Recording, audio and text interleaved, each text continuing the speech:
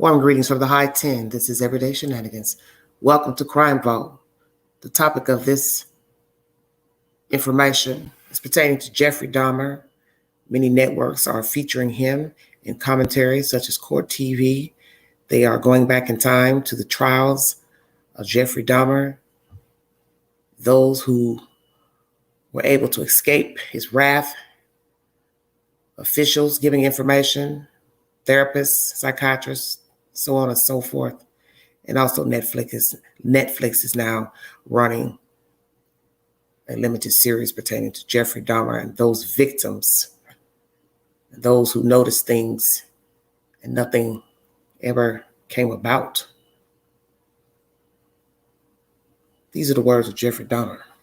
Thank you for joining me. Inside Edition is the source. I had these obsessive desires and thoughts wanting to control them, to, I don't know how to put it, possess them permanently. And that's why you killed them. Right. Not because I was angry with them, not because I hated them, but because I wanted to keep them with me. And as my obsession grew, I was saving body parts such as skulls and skeletons. Jeffrey Dahmer is recalling his monstrous past. Almost 2 years ago in this little apartment in Milwaukee, police discovered the grisly remnants of one of the most horrible crime sprees in American history. Jeffrey Dahmer, an unassuming chocolate factory worker, would eventually confess that he had seduced, murdered, and dismembered 17 young men. He even ate some of his victims' body parts. He instantly became the center of worldwide media attention, a serial killer unmasked. There were protests and press conferences in Milwaukee as people tried to understand how this could have happened in their midst. How did Jeffrey Dahmer get away with murder after murder for 13 years? How did a boy born into a hardworking middle-class family turn into the worst kind of monster imaginable? In this exclusive interview, we put those questions to Jeffrey Dahmer himself. We met with him at the maximum security prison where he is serving his sentence of 999 years. For the first time, he talks about his crimes and gives us a chilling look inside the mind of a serial killer. It's a process. It doesn't happen overnight. When you depersonalize another person and view them as just an object for pleasure instead of a living, breathing human being, it seems to make it easier to do things you shouldn't do. The reason why Jeffrey Dahmer was able to get away with his crimes was because of just what you are seeing here. Jeffrey Dahmer is intelligent and articulate. That is what makes him so frightening. But if you listen carefully to his words throughout this interview, you realize it is a thin disguise. You do sound, though, like the kind of person who could have said to himself, "This is wrong. I must stop." I always knew that it was wrong, but after the first killing was not planned. I was coming back from the shopping mall back in '78. I'd had fantasies about picking up a hitchhiker and taking him back to the house and having complete control and dominance over him. The hitchhiker's name was Stephen Hicks. He was just 18. Jeffrey Dahmer took him to his parents' house. There he strangled him with a barbell. He dismembered the body and hid it in a drain pipe. It was Jeffrey Dahmer who gave those details to the police in his confession. No one had a clue as to what was happening for over a decade. During that time, Jeffrey Dahmer joined the army and was sent to Germany. He was eventually discharged for a drinking problem and returned to Ohio. 9 years after Stephen Hicks' murder, the killing began again. What happened to you in the 9 years in between that you were able to stop, that you were able to control yourself? It just wasn't an opportunity to fully express what I wanted to do. There was just not the physical opportunity to do it then. And I started, when I moved to Milwaukee in 81, I started reading pornography, going to the bookstores. Eventually that led to frequenting the gay bars. And then one time I brought this young man back to the hotel room, the Ambassador Hotel. Was just planning on drugging him and spending the night with him. Had no intention of hurting him. When I woke up in the morning, he had a broken rib here. Was heavily bruised. Apparently I had beaten him to death with my fists. And you have no memory? I have no memory of it. But that's what started the whole spree all over again. Dahmer says he snuck the corpse of his victim, Stephen Toomey, out of his hotel room in a suitcase. Then he took it to his grandmother's house, where he cut up the body and put it in plastic garbage bags. When you killed these men, afterwards, were you repulsed? Were you upset? No, at the time, it was almost addictive. It was almost a surge of energy. I wouldn't have to worry about any of their needs or anything. I just had complete control of the situation. But Jeffrey Dahmer was out of control. The urge to kill had overpowered him. As police later learned, he wasn't satisfied with his victim's death. He wanted more. Why did you photograph them?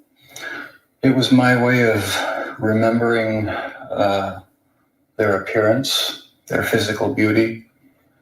I also wanted to keep something. If I couldn't keep them there with me whole, at least I felt that I could keep their skeletons.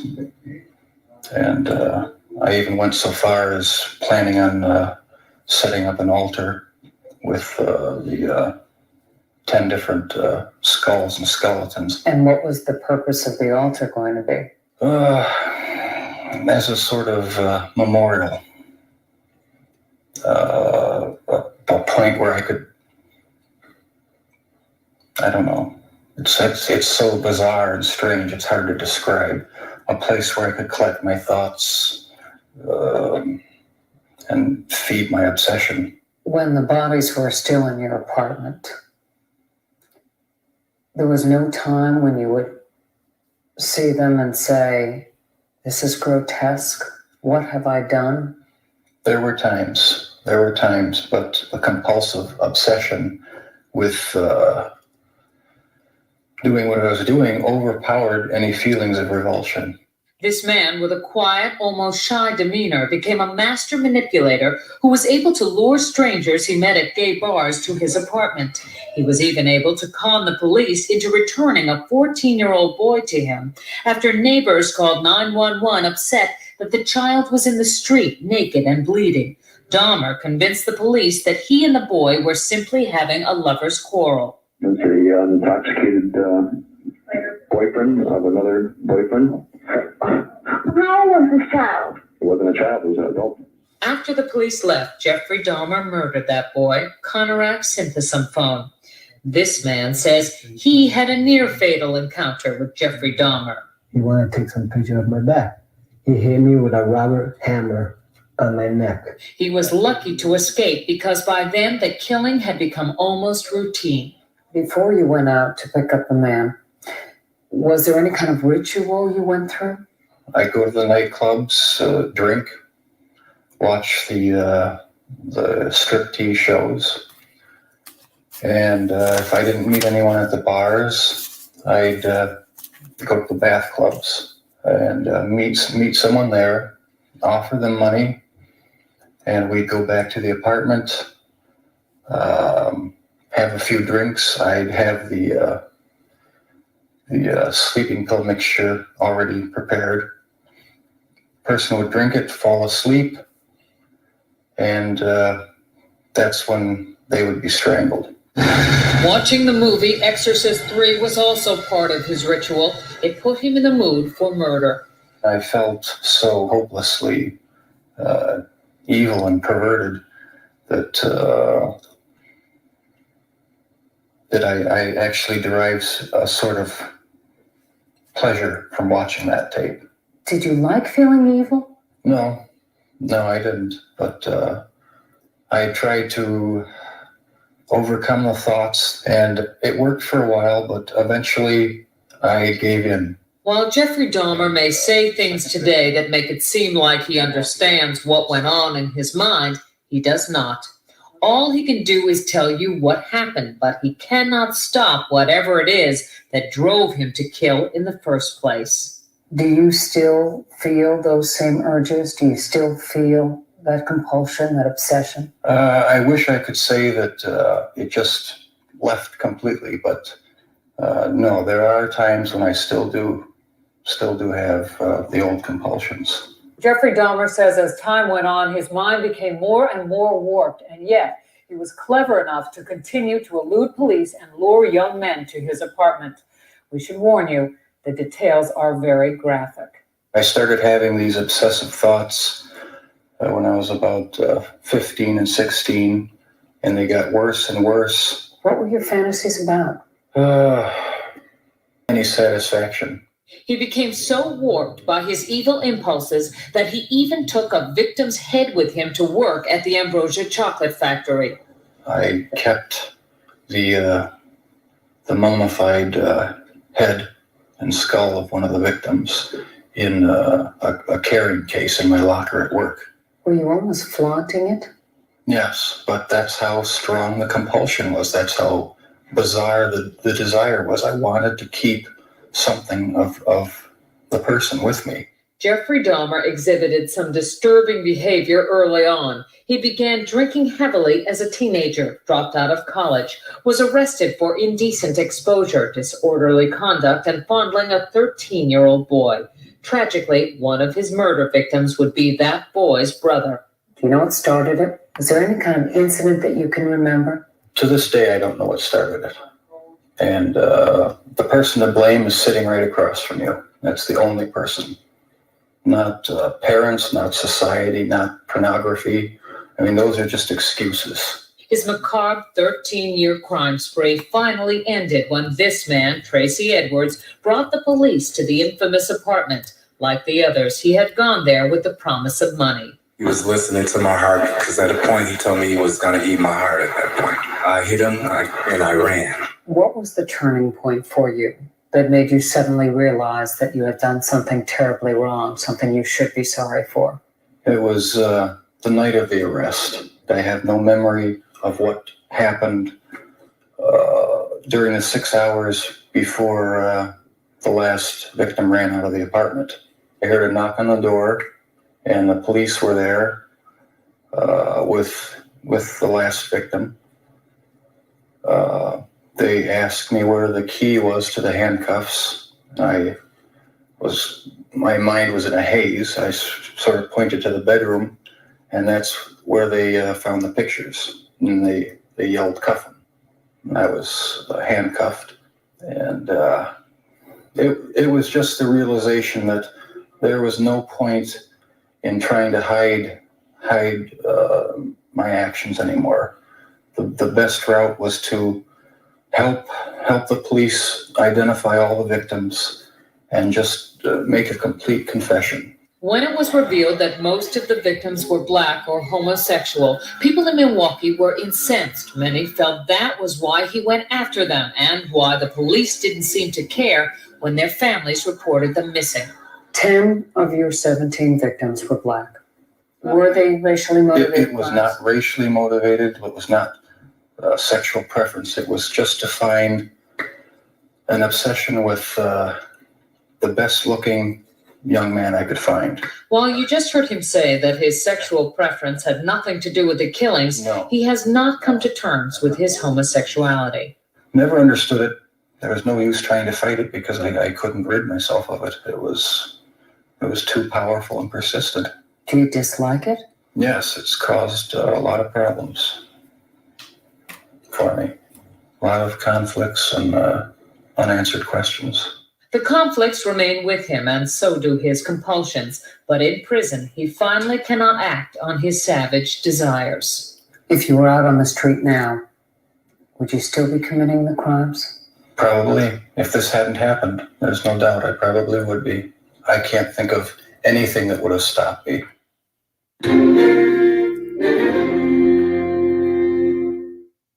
Inside Edition is the source for that information. Thank you all so much for joining me. I'm going to chop up what Jeffrey Dahmer had to say in this old interview. As most of you know, he is no longer alive. The devil was killed by an inmate that thought he was Jesus. How ironic. Thank you for joining me. If you'd like to donate to this great network, Everyday Shenanigans, $, Big Angie, 129 Cash App. All chats and stickers are welcome during this live. You hear in this commentary,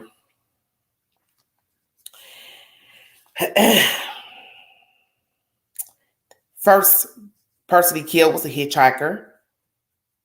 Did not want the guy to leave, so he murdered him. 9 years goes by, no killing. Was in the military. Didn't have the opportunity, so he says. Released because of excessive drinking. But did he ever attempt to try to harm anyone while in the military? That has been asked. If there are any men that were missing while he was in Germany. So far, no one has come forward with any information pertaining to that. The second man he killed in a hotel room blanks out, wakes up, the man's beaten, puts him in a suitcase. One would have to ask him or herself, how did he be able to exact this? And we've heard this many times with people who were murdered in hotel rooms. That is how they were able to be brought out in luggage. So one would have to say you would have to bend the body, depending on the weight of the body, the height of the body. You would have to bend and break all arms and legs to fit a human being into the suitcase unless the person was a petite human being. So was the person petite or not? This is very macabre, but you have to ask those questions because he's telling you this is what he did in order to get the body out. He kept the body parts. Why?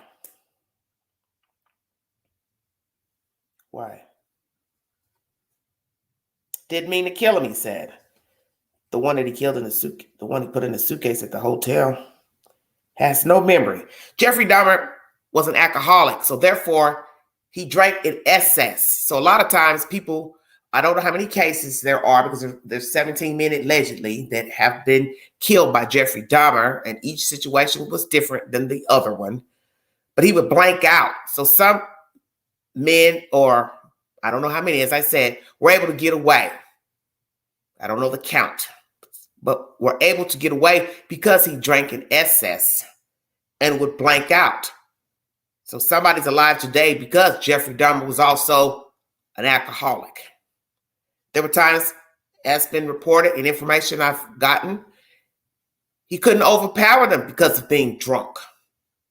So that was one of his other vices, besides this compulsion to want to keep a body with him, keep the person around, preserve them, do all these ugly things to the human body. He was an alcoholic.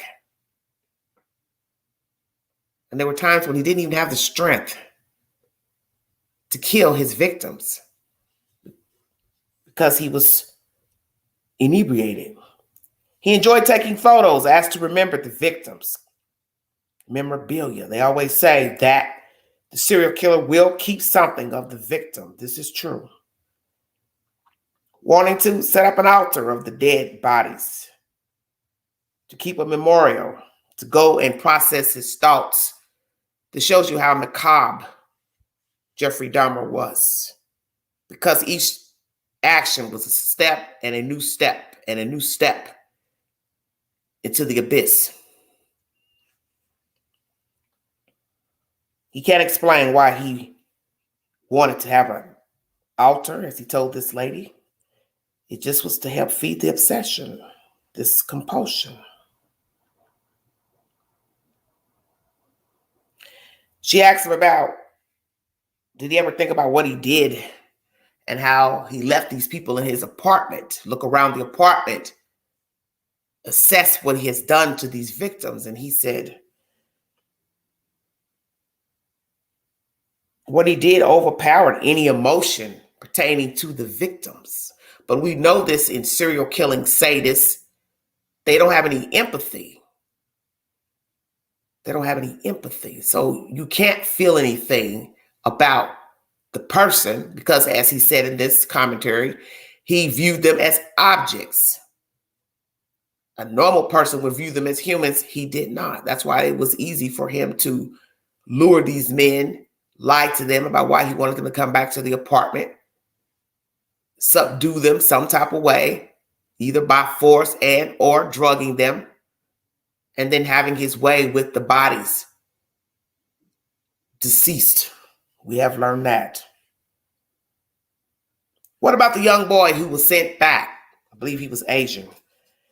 What in the world possessed you police officers to take that child back to Jeffrey Dahmer? You have to have known that boy didn't belong to him, either by a child, by a lover. And I believe that's what you all thought. Oh, this is a lover's spat. We're going to take him back. What did that boy say, man, whomever?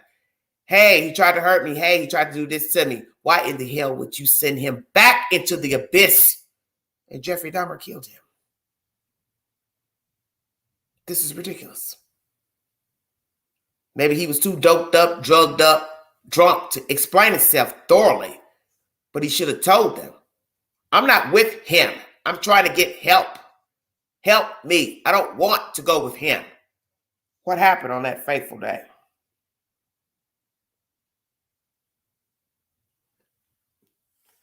All the other people involved or knew of Jeffrey Dahmer had to know what was up. The apartment building manager, why didn't you do anything? You mean to tell me you work in a place and you don't smell anything? The neighbors complaining excessively. The black woman that complained. Yet nothing.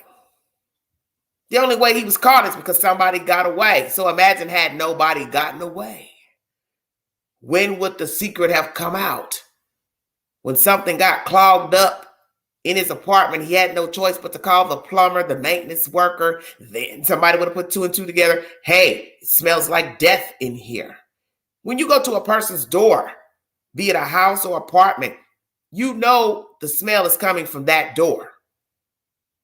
And I've learned from content I brought you pertaining to a boy child found dead in an apartment in Houston, Texas, that the smell was emulating all over the place. So you don't even have to be near the door to know there's death in the mist. So now imagine going to the door. You now know the smell is coming from that door. So I'm going to say it again. How did you not know where the smell was coming from? Because as you walk through any building, the closer you get to the smell, you'll be able to identify where the smell is coming from. The neighbors, how long they endured this smell. I do not have an exact time of how long Jeffrey lived in the building. But if it was all of one day, it was one day too long. 5 weeks, too long. Imagine living in a building with a monster, not knowing what's on the other side of the door. The macabre. People walk to their death. Imagine that. Going back to someone's apartment for whatever reason they've told you to come back there and you foolishly go. And yet you walk in, you should have known not to go in when you got to the door because, as I said, the smell would be greater at the door. Stay woke. How in God's name did he talk 17 men into their deaths? Because there's no way you're going to tell me they didn't smell the smell walking in the building, down the hall, to the door. Open the door. Hell no, I ain't going in there. But they did. That's something everyone needs to focus on. They willingly walked into the abyss. Not a pretty house, Not a house that smelled like pumpkin pie, fresh decor, neatly looking rooms, and then boom, you get hit upside the head. It smelled of death in the building, death in the hallway, death at the door, death in the apartment. And yet you went in anyway. Why? Watching The Exorcist gave him ammunition, gave him pleasure. We hear of the black man who was testified in the court trial, that it was playing in the back room while Jeffrey had him handcuffed with one handcuff on his arm. And he eventually was able to hit him at some point in the night and escape out the apartment. He also had an alarm on the door, which anyone should have put two and two together that something was off, because many people live in metropolitan cities at that time in the 80s, and they did not have an alarm on their door. So when you walked into that apartment, you should have known something was up. But naturally, he had an excuse for why he had an alarm on the door. And I'm ad-libbing from other content pertaining to Jeffrey Dahmer. The parents, why didn't they see the signs that something was wrong with their child? Did they know that he was off, he was ill? But they bickered so much they didn't care because they were selfish and self-serving. The mother bickered, was angry. What was her problem? The father, he was numb. That's where Jeffrey Dahmer gets his demeanor from. And then the bickering and the bitching plays a role into Jeffrey Dahmer's demeanor as well. That's where I believe the crazier side comes from, is from the mother. She was never happy. So that would fuel what was going on inside of Jeffrey, why he had this compulsion. You see, he took traits from each parent, although they may not have been murderers, but he took traits from both. The father was numb, oblivious. The mother was a raging bull. So the son becomes a raging bull, just in a different manner. The grandmother, what was her role? She had to have known something was wrong with Jeffrey Dahmer when he lived with her, because this is where the start of the macabre began. Or some say it was the house he lived in, but we do know he took a victim to the house where the grandmother lived. And I believe she noticed a stench coming from his room in one movie that was made. So how many victims total did he take and kill inside of the grandmother's house? Did she know that something was off? Did she know that he was gay or bisexual or what? What did she know? Did he ever date a woman? Curious.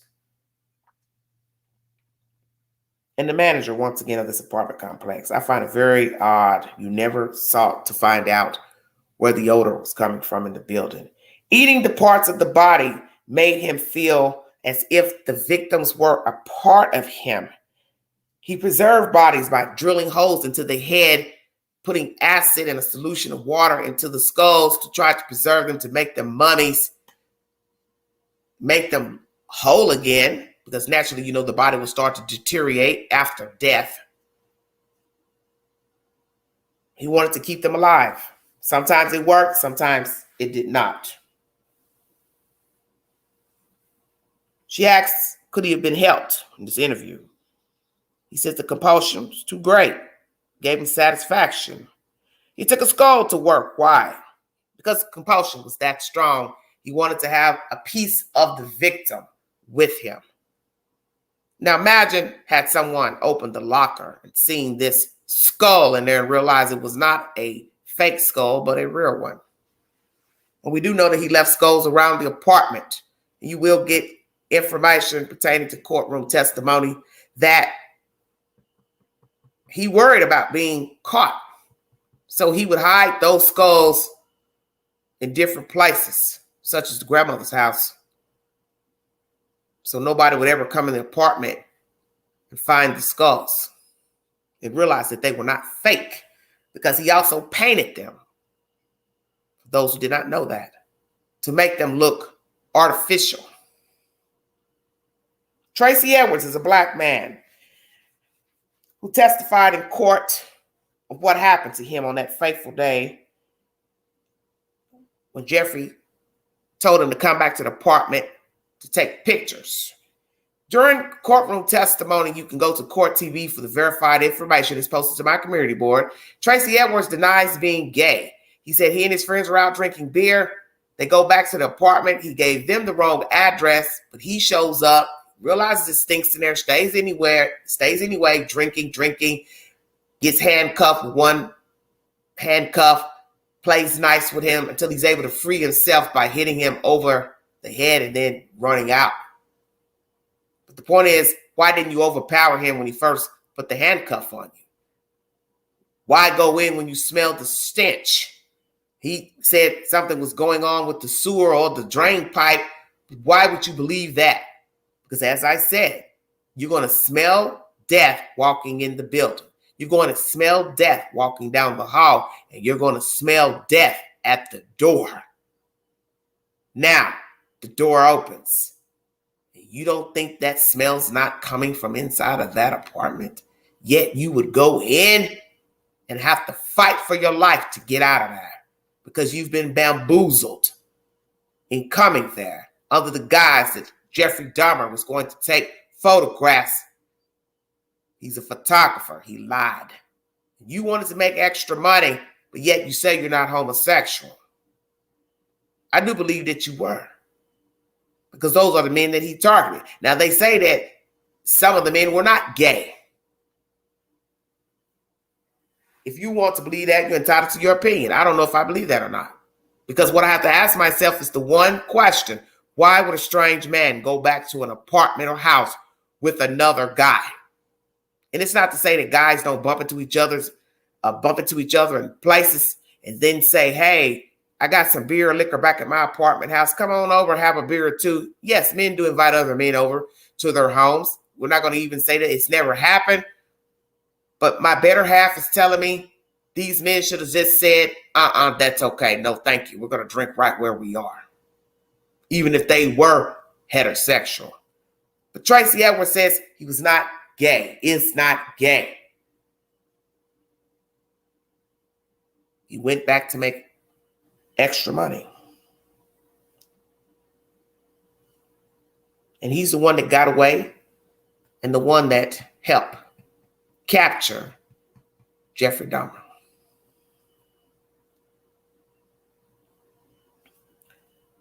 Did he always overpower the men or drug them? I think he was afraid to overpower them, because in this case with Tracy Edwards, he only put one handcuff on and then asked him to give him his other hand. What fool is going to give you their other arm? This is where he should have been fighting him. This is where I believe Jeffrey was afraid to overpower him, because he could have easily picked up something when the guy wasn't looking, hit him over the head, and then take advantage of him. And all through that night, he was trying to get that man to lie down on the floor, face down, and put his hands behind his back. You will hear him tell this in testimony in court, but he refused to put his body to the ground, face down, or put his hands behind his back.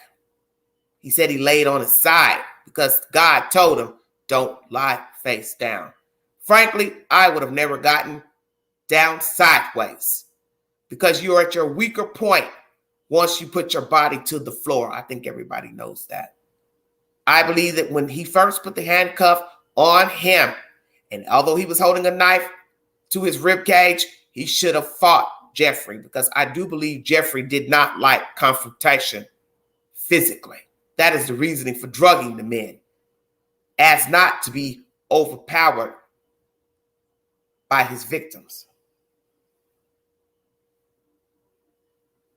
He dislikes being gay and believes this was the cause of a lot of his problems.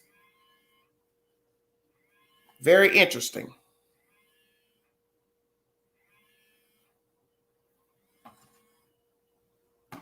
Why didn't you like being gay? Because you knew that you would be ostracized by the public and anybody that knew you. But you were a recluse. You weren't really close to your parents. You didn't have a lot of friends. You weren't dating anybody. So who were you ashamed of knowing that you were homosexual? I wonder. You can't answer, because you're now deceased, because you got back what you gave to your victims while locked up. A man who thought he was Jesus killed you. See, retribution is a you-know-what.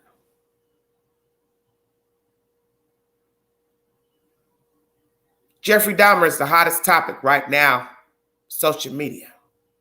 Court TV is airing his trial, bits and pieces. He was a loner. He was lonely. He was ill. He enjoyed the macabre. He grew up cutting up animals, fish, dogs. He enjoyed seeing the inside of an animal, and this is where his compulsion grew. He was not normal. He was very, very ill. And the fact that he would eat his victims, eat their heart, tells you he was far gone. And he was asked in this interview, if you were released now, at that time, would you do the same? He said, I probably would. Because the compulsion was so great. Could he have gotten help, Jeffrey Dahmer? If he had caring parents, could his identity been swayed? We will never know. Because the parents didn't give a damn. The mother left the family, went on about her business. He went off and lived with his grandmother. The daddy went off and did his thing, I believe, with another woman. So they didn't care about their son. So now you have this lonely vessel walking around, dissociative personality, no empathy. He was the making of a killer. All alone. Nobody to vent to, talk to. You should have sought counseling.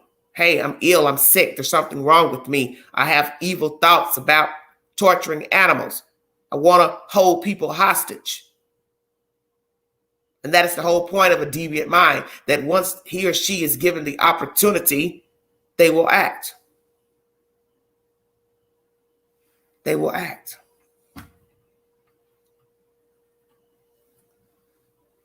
Those that got away, where are they now? Tracy Edwards, what are you doing now with your life? Are you still alive?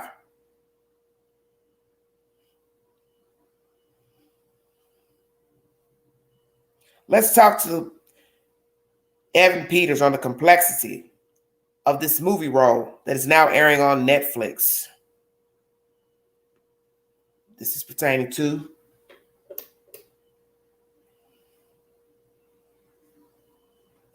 the documentary. Bluetooth connected. Thank you all so much. Well, I sort of started with a blank slate with Dahmer. I only had the image of the hazmat suits and the blue vat coming out of the building, which I didn't even know was an apartment complex. I found out later that it was the Oxford apartments where he committed most of his acts. Ryan sent me the scripts and then called and said, Dahmer is interesting in that he is almost regretful and has guilt and sort of confusion about what went on. He's and doesn't really have a charming, mischievous smile. He's docile, sort of aloof, and almost disassociated from what he did. I immediately went to YouTube and watched. He told me also to watch the Stone Phillips interview, and so I watched that and then proceeded to read biographies, and I was able to read the police report and his confession. I found on YouTube some audio of what sounds like a psychologist interviewing him, or even a detective, where he's sort of relaying sort of what he went through. And the way that he's speaking is very candid and very normal. Again, it was so jaw-dropping that it all really happened, that it felt important to be respectful to the victims' families, to try to tell the story as authentically as we could. And, you need to have certain plot points because he did do these things, but you don't need to embellish them. We get it. We don't need to see it over and over again. Honestly, I was very scared about all of the things that he did, and diving into that and trying to commit to that was absolutely going to be one of the hardest things I've ever had to do in my life, because I wanted it to be very authentic. But in order to do that, I was going to have to go to really dark places and stay there for an extended period of time. I have to say that the crew was instrumental in keeping me on the guardrails. I cannot thank them enough, and I could not have done any of this role without them. Specifically Sarah, our focus puller, who was just such a breath of fresh air and light, you know, when we were filming some of these horrific scenes. Jason, our DP, who sort of kept reminding me of sort of why we were doing it. It was easy, you know, showing up there every day, telling the story of Jeffrey Dahmer, to get lost in that. It was a challenge to try to have this person who seemingly was so normal, but underneath all of it had this entire world that he was keeping secret from everybody. So, you know, we had one rule going into this from Ryan, that it would never be told from Dahmer's point of view. As an audience, you're not really sympathizing with him. You're not really getting into his plight. You're more sort of watching it, you know, from the outside.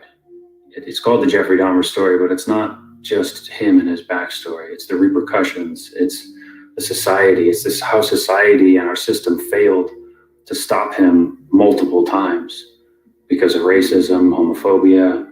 It's just a tragic story that affected everybody. Gets their side of the story told, and it's really the Jeffrey Dahmer story is so much bigger than just him. Netflix is the source for that information. This is the actor that played him, Evan Peters. This is coming from the victims and the people who knew of Jeffrey Dahmer. Because naturally, Jeffrey Dahmer can no longer speak. He's no longer alive. I did a little research earlier pertaining to this documentary. So Rotten Tomatoes has given it about a 50% rating. The article, I believe, is New York Post, feels like it fell short in bringing forth commentary per the victims. You're entitled to your opinion. I have not watched it yet. One of the sisters, who was the one black lady hollering in the courtroom at Jeffrey, cursing him, said they didn't get her permission to portray her image in the documentary, and nobody even informed them of the documentary. No one informed her, at least. So one could say, why not? But she said what was interesting is that the person who played her in the movie, emulating her, spoke her words verbatim. She said, if I had not known, I thought it was me.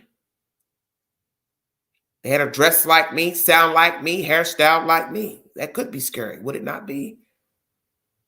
Hearing the very words you screamed at Jeffrey Dahmer in court because he killed your brother.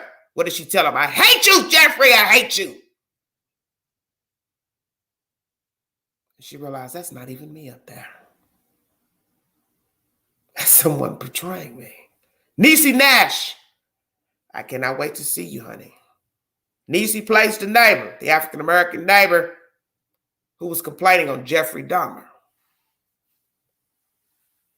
Were these 17 victims failed because he was picking them up in various places. Some came from Chicago, some from the bars in Milwaukee, where they failed, the 17 men. Because people were complaining, obviously living in the building. Nobody did anything. Nobody did anything. And there is a part in this documentary where Jeffrey's trying to feed that woman who was complaining a sandwich. I never knew that he tried to feed her contaminated food. I was talking to someone at the store tonight and they said, oh, yeah, he did that. But I did not know that. So Jeffrey was more than just diabolical. He was sinister. You're complaining on me. Here is a nice sandwich for you to digest. I got a little something special mixed in there. And what did she say to him? I don't know what's in there. You see, this is where I have a problem with this part of the movie that I saw in a clip. What are you doing in Jeffrey Dahmer's apartment? Because as I said, you had to have known smell was coming out of Jeffrey's apartment. You heard screams coming from Jeffrey's apartment. So therefore, as I said earlier in this commentary, you walk the hall, you smell it. You're smelling it through the walls. You're smelling it at the door. Boom, open the door. Voila, there's your smell. What the hell are you doing in there? Let alone being offered a sandwich or beverage. barrels in there. We hear Tracy Edwards being asked that in court, seeing barrels in the room, a drum. You should have known what time it was when he took you back in that damn room. You saw that barrel in there. Because everybody knows what barrels are for inside of a house. That should be the scariest thing you ever see besides getting a handcuff put on you. A barrel in a bedroom. A barrel in a room. Stench. Smelling like decay of a human. And even if you've never smelled a dead body, been in a room with a dead body decay, I think you would know that smell even if you've never seen or heard smell a dead body before. And it is an interesting smell, excuse me. I'm going to go out on a limb and say this. Many moons ago, I lived in a high-rise building and a neighbor had passed away. And some women went in to clean the apartment. And when they came out, I happened to be sitting outside, they brought past us a plastic bag, see-through. Inside of that bag, it looked like black stuff. I don't think we need to go into details what was in the bag. So the first thing I said was, oh my God, tell me no. They cleaned that up. Obviously, he released waste because he was found sitting upright on the floor, the dead man. He had been in there, I think, a couple of days, maybe up to a couple of weeks, if I'm not mistaken. This is an older story, but Angela became curious once knowing he had died. Because naturally, if he stayed up there a couple of days to a couple of weeks dead, there would be a stench. So we're going to go back down memory lane. I go up the elevator to the floor where he lived. And I was scared to come off the elevator because I didn't know what I was going to encounter as far as an odor. I don't remember a faint smell coming off the elevator. But as I got closer to his door, yes, indeed, there was a smell that I have never smelt before. And I said, oh, that's the smell of death. And trust me, it is unlike any other smell, as they have said. It was a very unique smell.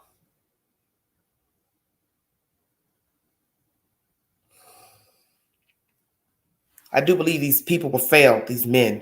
And whether or not he didn't like being a homosexual, whether some deny that they were gay, the point is, he killed them.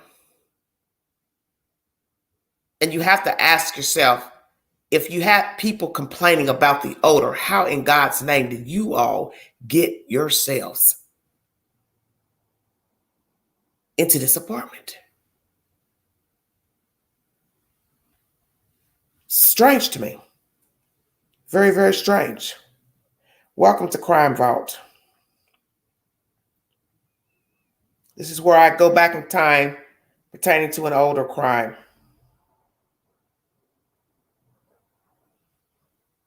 I brought you Inside Edition, where Jeffrey spoke to why he killed people. He had a compulsion, so he said. He had a compulsion. As I said, could he have been cured? Could he have gotten help? Had he sought help? Do you think he could have been productive as a citizen? Why didn't he try to get help? Why didn't he try to have a decent relationship with another individual? Date, court. Well, see, if he can't accept that he's gay, then he's going to have a problem pursuing a man because he hadn't acknowledged that he was homosexual. He was at war with himself. And there are a lot of men who are at war with themselves. That's why a lot of them stay on the down low because they don't want anyone to know that they're gay. They have tendencies.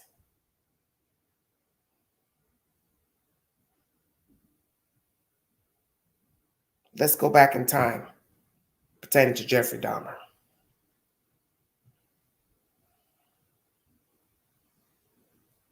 Boy who may not look too different from your own child, but somewhere deep inside this innocent-looking toddler was the makings of a sadistic monster just waiting to come out.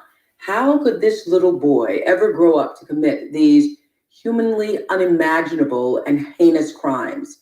He savagely raped and murdered at least 17 boys and men. He would then lure them into his home, drug and strangle them, then have sex with their dead corpses. Afterward, he would slowly and methodically skin and dismember their body parts, and finally would perform cannibalism on their mutilated flesh. When we hear about such grisly crimes like this, a lot of us ask ourselves, who were his parents? I know I did. How was he raised? What happened to the child? This is the father of the young man who committed those crimes. He's the father of Jeffrey Dahmer, Lionel Dahmer. Today, we're talking with parents who all somehow, some way, raised violent sex offenders, child molesters, rapists. And we're asking, what goes wrong from the time a child is born to the time they are savagely raping or molesting somebody else's child? That's what we're here to try and figure out today, so that other parents can stop this from happening to your own children, so that you might notice the signs and be able to do something before it's too late. Did you notice the signs, Mr. Dahmer? No, the only signs that I saw were shyness and reluctance to engage in social interactions, that sort of thing, but no, really no overt signs of any kind. One of the things you wrote in the book called A Father's Story, when you're trying to account for how this happened to your son and to your family, one of the things that you say, though, is that this same sense of something dark and shadowy, of a malicious force growing in my son, now colors almost every memory I have of his childhood. In a sense, his childhood no longer exists. So that when you look back on little things, things that you thought were little things at the time, somehow seem to foreshadow this monster that was created over the years. Yeah, it's a sort of a retrospect sort of thinking now. When I look back on things like the time I was at Iowa State University in university housing, and I went underneath the house to clear it out of trash and debris. And he was 4 years old. He was about 4 years old, yeah. And because you smell something under the house. Yeah, civet cats. It's a member of the skunk family, and I wanted to go underneath and fix it up so they wouldn't get in again. Mm-hmm. I found cans and bottles and bones of mammals that the civet cats, the skunks, had eaten. Mm-hmm. And so I cleared all of this debris up, including the bones, and put it into a metal pail. Mm-hmm. And Jeff was there, and my former wife was there, and it was just an ordinary operation at the time, just a cleanup operation. So you gone under the house and you found that these little skunk-like creatures had eaten a lot of the rodents. Yeah. Bones. And left the bones. Mm-hmm. So you pull the bones out from under the house, and your wife at the time and Jeffrey Dahmer, 4 years old, they're standing out, and he started to go through the pail of bones. He was just 4 years old. Right. Correct? We were just discussing, my former wife and I, what I was doing, and I looked down and I saw Jeff playing with the bones, picking up the bones and dropping them back into the pail. And that was really the only time that I saw. Did he seem fascinated? He didn't really seem overly fascinated, just sort of amused that they sort of dropped down and clanked and, made a clanking noise. He called them fiddlesticks. And he said, it's sort of like fiddlesticks, these old pickup sticks that you used to play as a kid. And that was his name for pickup sticks. And he just seemed amused, and I wouldn't say overly fascinated or taken with it, but But in retrospect, looking back now, like you say, everything is sort of colored with memories like that. Are there other memories? The time that he had a double hernia operation, when he, wondered whether he had his penis cut off, when he actually just had a double hernia operation. How He was he concerned about that. About the same age range, about 4 years He was sick old. a lot, was he not? He was very sick with ear and nose infections. And he would get injections at the local hospital. So when you look back to times where I think in the same age range, because we now know your personality is formed by the time you're 6 years old. So whatever's there is there. Wow. You show me a boy at 6, we'll show you a man at 36. Mm-hmm. Some people have said. So when the time he was walking through the house and asked you or your wife, what would happen if my navel was cut out? I had a habit of recording him as a child. Mm-hmm. Just, the old type, reel tape, Mm-hmm. just miles and miles of it. And I had that transcribed about a year and a half ago to regular cassette tape. And I came across this one portion where he asked me, Dad, what would happen? We were just engaged in conversation about his body. And he said, what would happen if we cut out my navel? And I can remember just passing it off at the time, and it was maybe just an innocent question. It's one of those things But kids now, say. looking back, it's just one of those things that kids say out of interest. You say in your book, Lionel, you say, I've come to believe that some of the compulsions that overwhelm my son may have had their origins in me. That must be a frightening realization. It was one of the items that I wanted to investigate. Being a scientist, I want to throw out everything for You're a scientist and a chemist. Yes, right. And there are a number of things. Did he turn out? Most people want to know why this happened. Yeah. Number one. Immediately, we all thought when we heard these heinous, horrible stories, we thought, who abused him? Did you abuse him? Was he abused? Was he sexually molested? Was he beaten as a child? Those are the first thoughts that came to your mind. Yeah. Probably. I considered all kinds of things. Was it environmental, genetic? Was it perhaps medications that were taken at the time of, in the first trimester? Was it the effect of, the popular subject now, media violence? Mm-hmm. And was it genetic? These are all things to consider. Was he molested? No, he wasn't molested. Was he physically abused in the home? No, he was not physically abused. No. So when you analyze, and you have a very analytical mind, that's what you do for a living. When you go back, my training. Yes, and when you go back, and the reason you say you've written a story is to try to make some sense of it. Right. As you analyze and go back over the years, trying to figure out how this could have happened, what have you concluded? I've concluded that there are many more questions. I've answered some of the questions in my own mind, but very few. There's more questions that have been raised and have been answered. Well, my name is Anisha Nasader, aka Distilled Science, and I help people Sorry understand. about that interruption. Forgot about they do the commercials in here. Pardon my manners. I really do feel, I don't have really a lot of scientific evidence for this, but I feel, and this is a message that I wanted to convey to parents, that I feel that if a youngster, especially a male youngster, comes through his puberty and keeps everything in, bottles everything up inside himself, without talking to peers or family or friends, anyone at all, about their fears and angers and frustrations. I feel very strongly that it's possible that their all of those fears or signs of trouble can get mixed up with the sexual awakening, such that they don't even understand what's going on. What's interesting, though, about Jeffrey Dahmer, your son, is that not these signs, according to what you've written here, didn't show up after, or during puberty.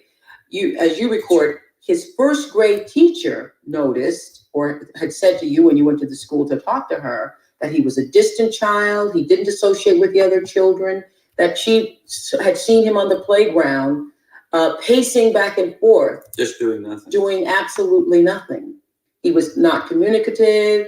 He didn't wish to associate with the other children, performed his tasks, but did them with absolutely no interest. Right.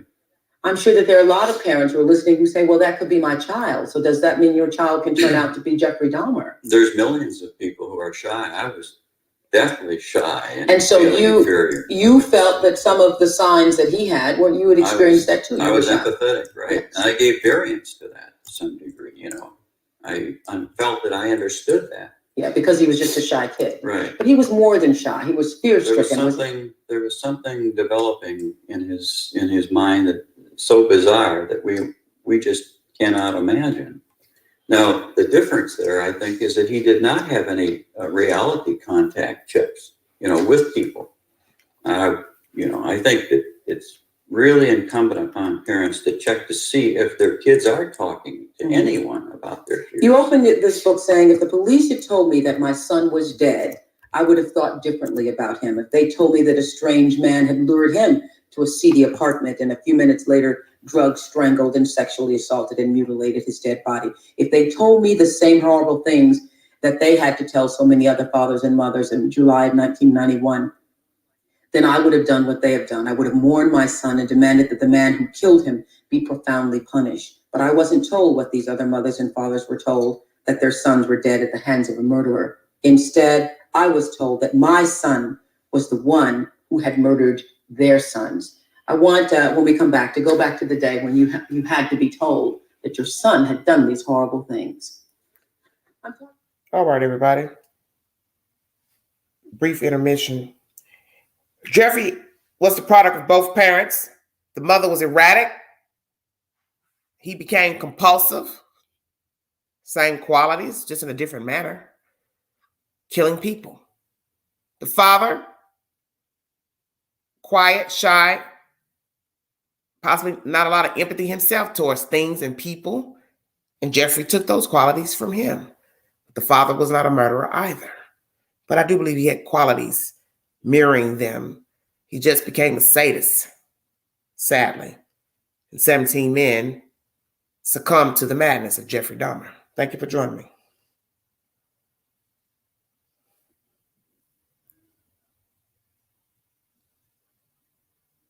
Hit the link if you have something you'd like to say pertaining to Jeffrey Dahmer. I really do feel, I don't have really a lot of scientific evidence for this, but I feel, and this is a message that I wanted to convey to parents, that I feel that if a youngster, especially a male youngster, comes through his puberty and keeps everything in, bottles everything up inside himself, without talking to peers or family or friends, anyone at all, about their fears and angers and frustrations. I feel very strongly that it's possible that their all of those fears or signs of trouble can get mixed up with the sexual awakening, such that they don't even understand what's going on. What's interesting, though, about Jeffrey Dahmer, your son, is that not these signs, according to what you've written here, didn't show up after, or during puberty. As you record, his first grade teacher noticed or had said to you when you went to the school to talk to her that he was a distant child, he didn't associate with the other children, that she had seen him on the playground pacing back and forth. Just doing nothing. Doing absolutely nothing. He was not communicative. He didn't wish to associate with the other children. Performed his tasks, but did them with absolutely no interest. Right. I'm sure that there are a lot of parents who are listening who say, well, that could be my child. So does that mean your child can turn out to be Jeffrey Dahmer? There's millions of people who are shy. I was definitely shy. And so you felt that some of the signs that he had, well, you had experienced that too. I was empathetic, right? Yes. And I gave variance to that to some degree, I felt that I understood that. Yeah, because he was just a shy kid. Right. But he was more than shy. He was fear-stricken. There was something developing in his mind that so bizarre that we just cannot imagine.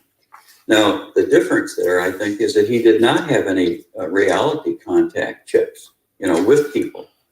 I think that it's really incumbent upon parents to check to see if their kids are talking to anyone about their fears. You opened this book saying, if the police had told me that my son was dead, I would have thought differently about him. If they told me that a strange man had lured him to a seedy apartment and a few minutes later drugged, strangled, and sexually assaulted and mutilated his dead body. If they told me the same horrible things that they had to tell so many other fathers and mothers in July of 1991, then I would have done what they have done. I would have mourned my son and demanded that the man who killed him be profoundly punished. But I wasn't told what these other mothers and fathers were told, that their sons were dead at the hands of a murderer. Instead, I was told that my son was the one who had murdered their sons. I want, when we come back, to go back to the day when you had to be told.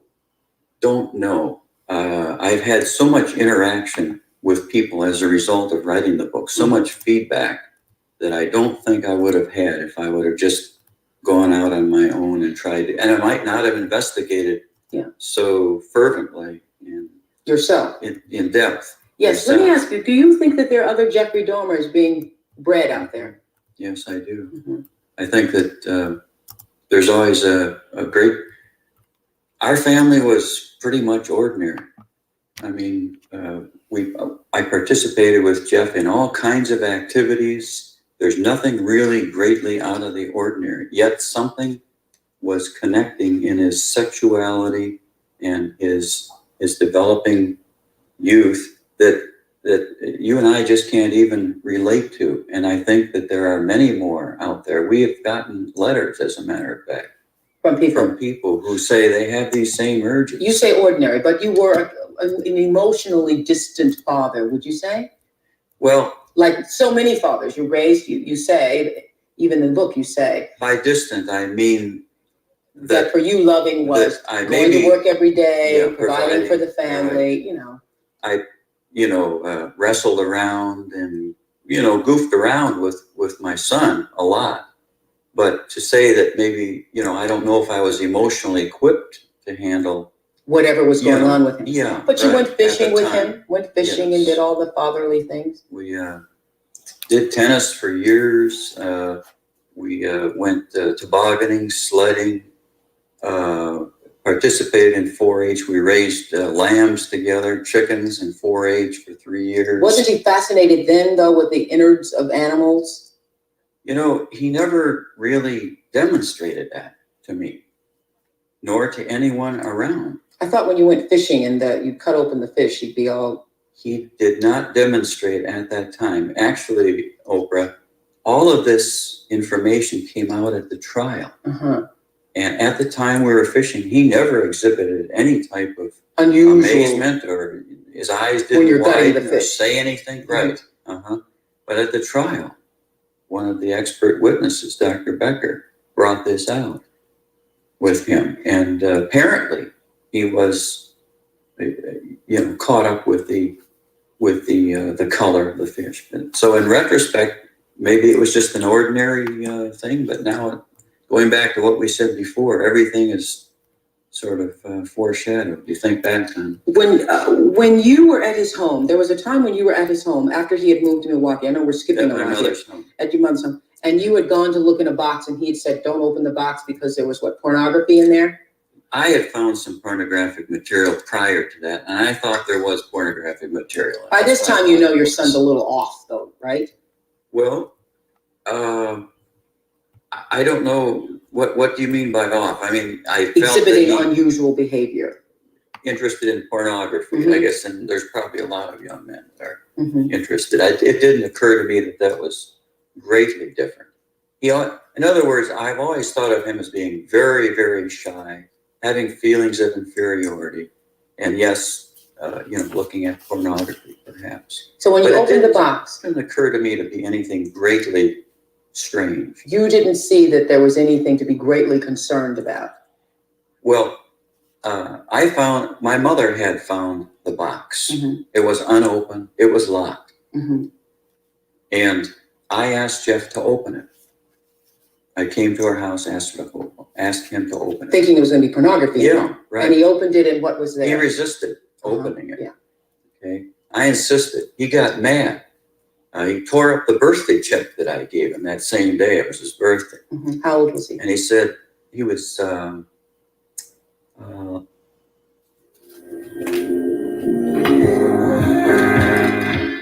right, brief intermission. Thank you so much for joining me.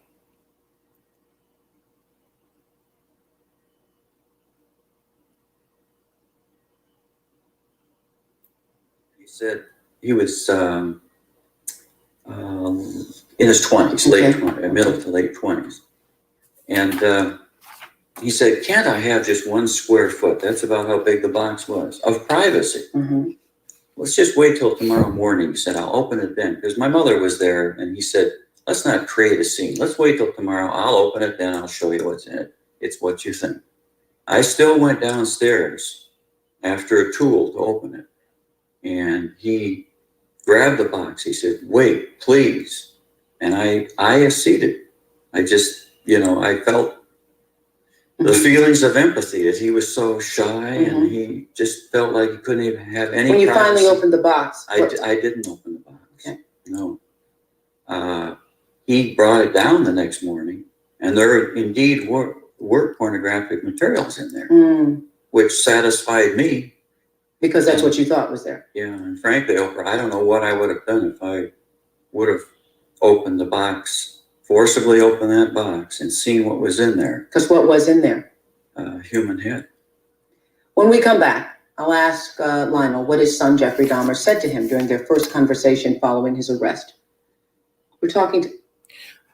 Why was he adamant to go in the box? People are entitled to privacy. The grandmother must have been snooping around. As I said, what did the grandmother know? Because she had to have known something was off with him. She had to have been snooping in the room, going in the room, finding porn. But what else did she find?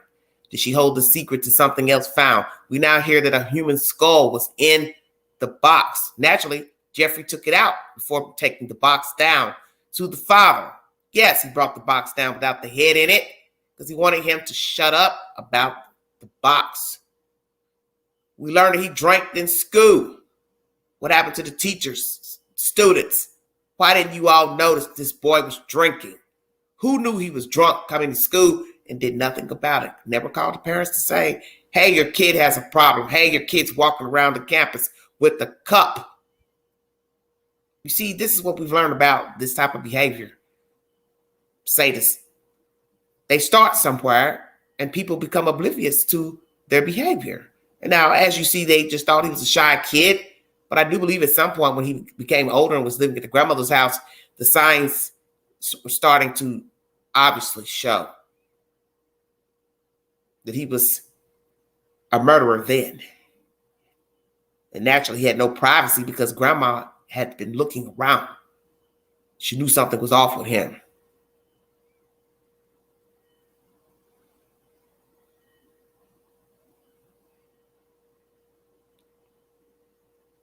The thing is, when people act peculiar as a child, nobody's going to think that they are diabolical. Because as it's been said in this commentary, everybody's different. And what is shy doesn't add up to being a killer, a sadist, a rapist, serial killer. There are a lot of children who are shy.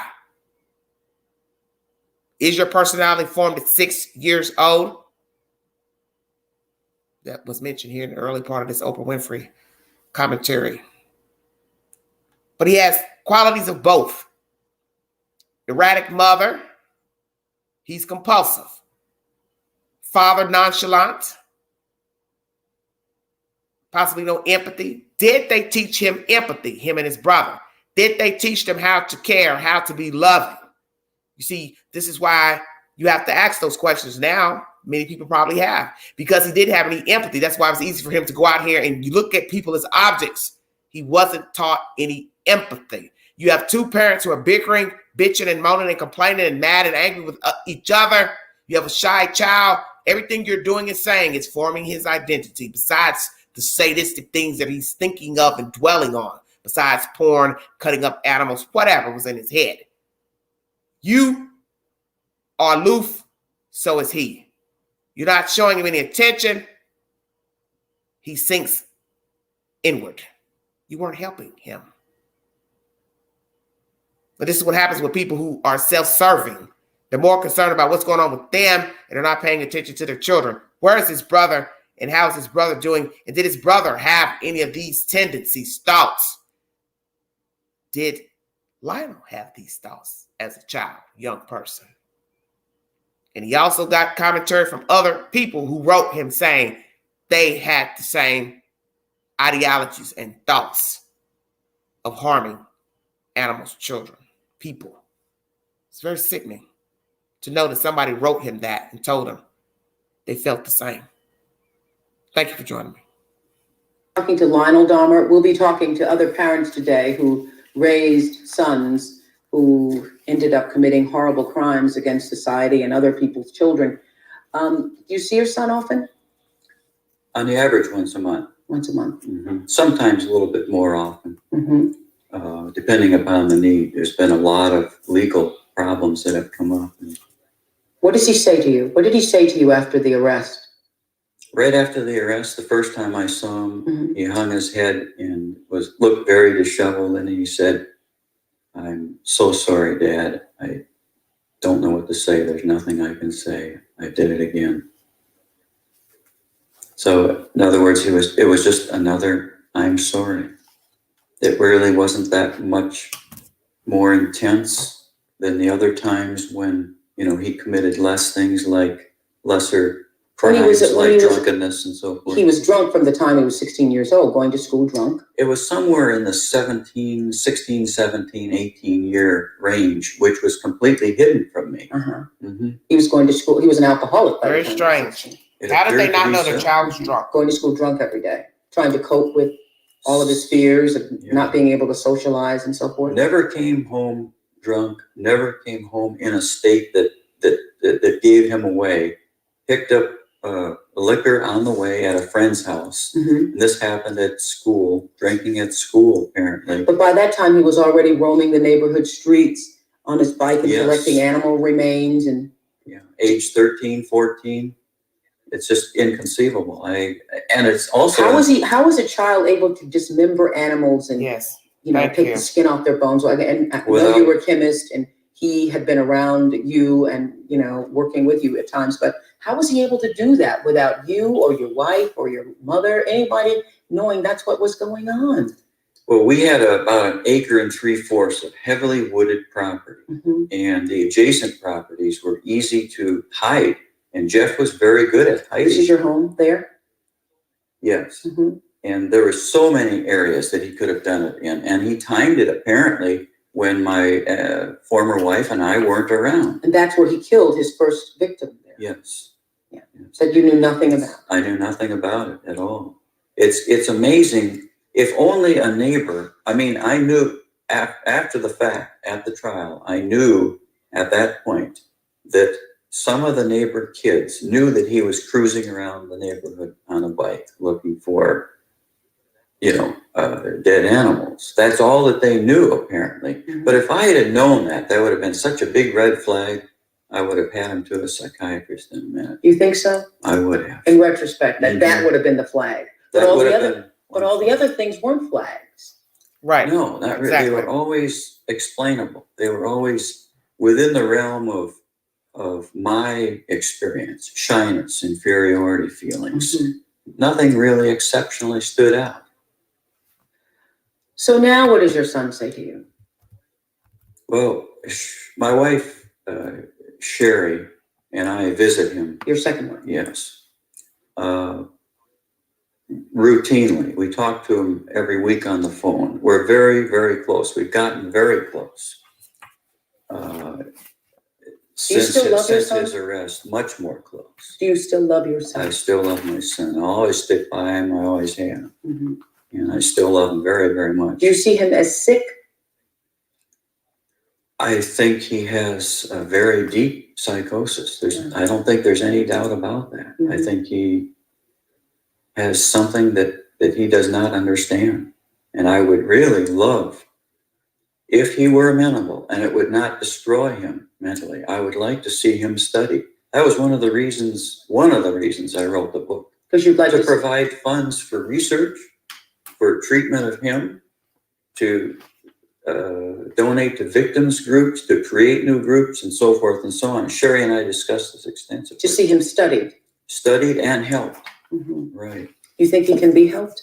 I think if we can get back to the time where this hypothetical mixing of his sexuality with his frustrations and anger, now maybe we can get to it. Do you see anything that you or your wife at the time could have done to prevent this? Well, there was a lot going on. There was a lot of mental, my former wife had a lot of mental and physical problems. And we were so occupied with those problems that it was difficult to concentrate on anything else. Or to see that your child was becoming increasingly lost. Increasingly shy, that's all that we saw. I mean, there was, I would encourage any parent, though, who has problems, and there are millions of people who have a divorce, who have marital problems, draw out information in all kinds of ways, with your minister, with your rabbi, with because now you can see where the trouble was breeding itself.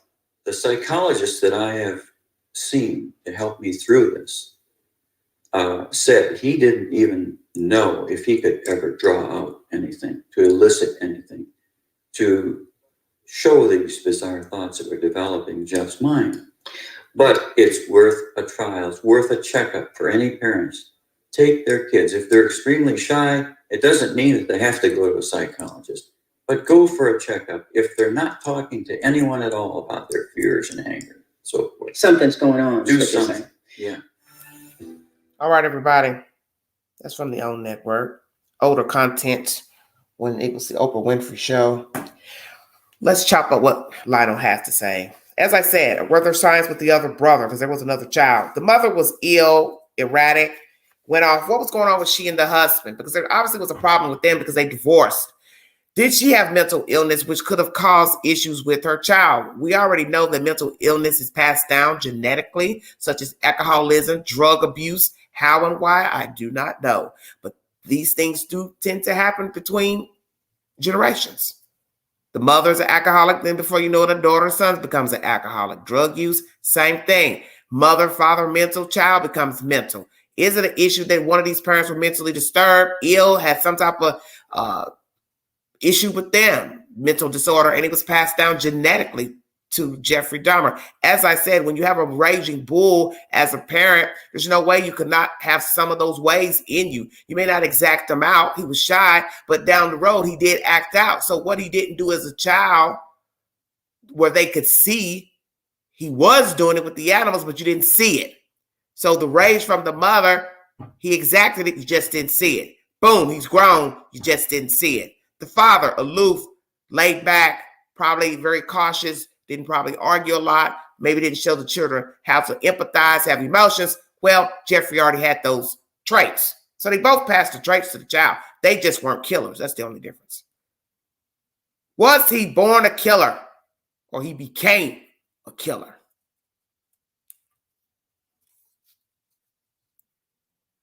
Why did you visit your son in prison?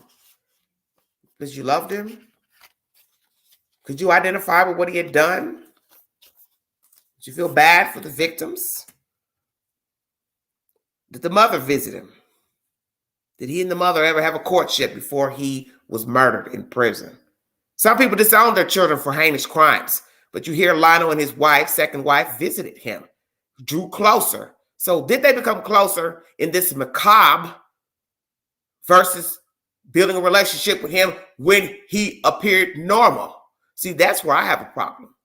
Because you became closer with your son after he's committed heinous crimes. That should have been the focus in rearing Jeffrey Dahmer. And possibly we wouldn't have content pertaining to your son had you took the same focus in building a relationship with him as a child, asking him why he was a recluse, why he didn't want to talk, why he didn't want to open up.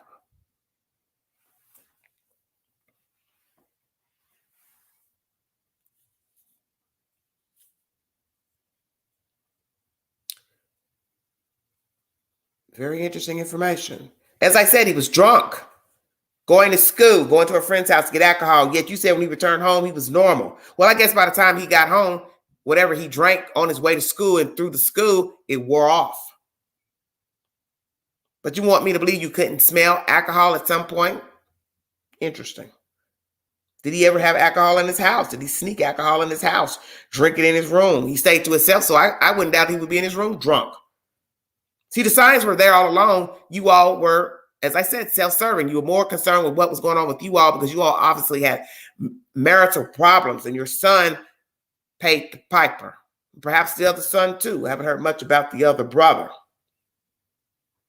Just, you are a chemist. Jeffrey Dahmer got that from you. Drilling holes in the skull of the victims and putting acid and water in the head. See, those are traits from you. He was his own private chemist. Stay woke. Is the mother still alive? How did you all miss the signs pertaining to Jeffrey Dahmer as a child and teenager? Because this is when it was pivotal, when he became the monster. He killed at a young age. So there should have been obvious signs that something was wrong with him besides just saying he was shy. He was a shy kid. He was a drunk, a shy drunk. How about that? Kids knew he was picking up dead animals. Nobody came home to tell you all. Find that interesting. Why not? Did you all just ignore Jeffrey Dahmer? You did all these activities with him, took him places, interacted with him and the children, but it wasn't enough for him to relate to you all, relate to the activities, and relate to the world. Jeffrey was gone, probably a long, long, long time ago. And he may not have seemed fascinated with chopping up things in front of you, cutting up animals in front of you. That was for his own private pleasure to do alone, because that's what sadists do. They don't chop up animals and assault people in front of other people. That's a private thing. He had the thoughts. He acted on them out of sight. And the compulsions grew, and so did his rage. He swears that his rage was not racial. It was not towards homosexuals. But in the end, those men were gay. At least 10 were black. And naturally, you covet what you see in your environment. So if he lived in a predominantly black area, then that's what he coveted. Black men. I don't think it really would have mattered where he was. So long as he had the opportunity, he would have sought out a victim. Victims. Are there more Jeffrey Dahmers in the making? How did you feel visiting him in that prison? It's very interesting. Because as I said, a lot of people disown their family members when they have done heinous things. So one would wonder, why did you stay and visit? Were you trying to just reach him out? Trying to understand him? You wanted to support him even though he was mad. Yes, we've heard a lot about the Netflix. Allegedly, this was supposed to be more of a victims and neighbors account and more geared toward them and not the macabre of what he did. But naturally, you have to talk about what he did in the series because that defeats the purpose of the information. And you can't talk to the dead because he's not alive.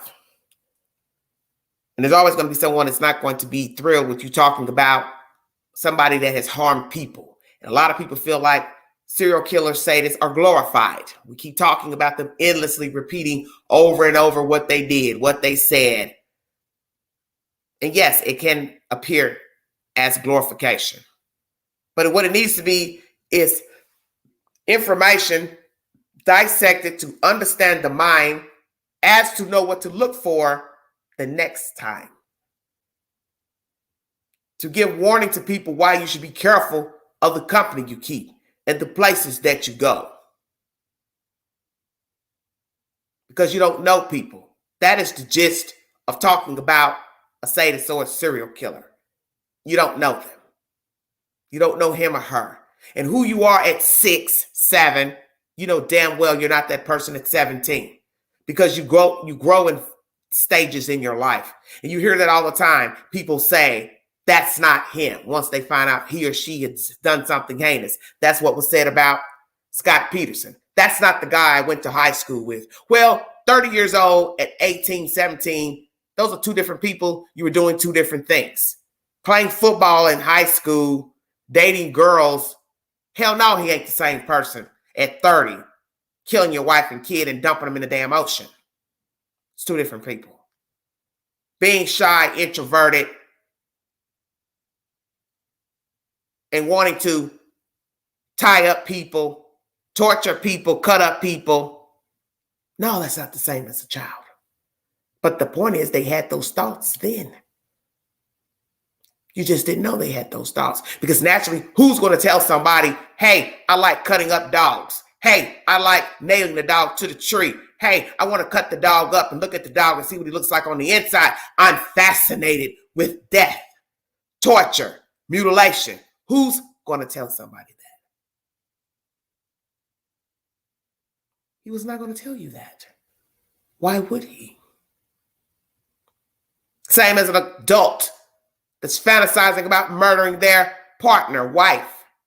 Why are they going to tell you, I'm sick of her. I don't want her around. I don't want that kid around. I don't want these children around. I want to get rid of them. They are of no use to me. Who's going to tell that? No one. They act. And that is the saddest, the most pathetic part of true crime is that you don't know people. They are aided as children. They are aided as teenagers. They are aided and enabled as young adults. They are aided in the sadism and aided after the fact when being apprehended. They will still have support. They will still have fans. They will still have people wanting to be in the fold, wanting to be in their peripheral because people are sick. People are macabre as the offender. And that's what you should be looking for. Are people of a like mind, spirit. I don't have any use for people that want to rock with a sadist, serial killer, rapist, child molester, because that means there's something wrong with you. You want to be in their company for what? You're not a doctor. You're not trying to study them. What's the point? Because there are people who they are the same. They are this ill. Thank you all for joining me. I dropped the link in hopes that somebody would hit the link to give their opinion pertaining to Jeffrey Dahmer, his plight in life, how he came to be this monster, the victims, why the victims went to this home knowing that something was awry when they got to the door, the neighbors, the manager of the apartment complex, anybody that knew him. This is your opportunity to give your opinion pertaining to Jeffrey Dahmer. I usually don't drop the link on a Crime Vault content, but tonight I decided to do so. So far, nobody has hit the link to give their commentary pertaining. So this is basically a one-woman show up here. And obviously, I don't mind because it is my show. I brought you content earlier pertaining to the guy who plays Jeffrey Dahmer in the Netflix series, 10 episodes, Evan Peters. He wants to make sure that you all understand they were not trying to glorify Jeffrey Dahmer and that this was about the victims and the people that knew of him. I brought you commentary from Inside Edition where Jeffrey Dahmer was interviewed many moons ago. On my community page, all the said information is posted to my community page.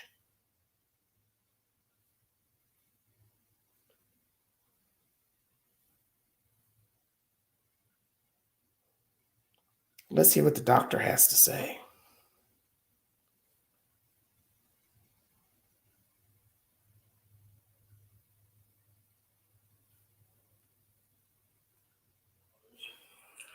were in the living room and quote made small talk and quote my grandmother was asleep upstairs. Thank you. Bluetooth connected.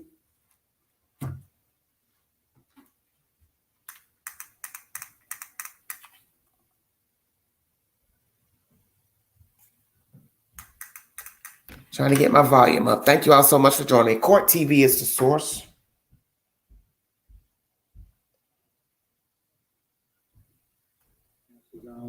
And then Mr. Dahmer strangled him with his hands. Quote, it just took a few minutes, unquote. And he expressed surprise that it didn't take longer.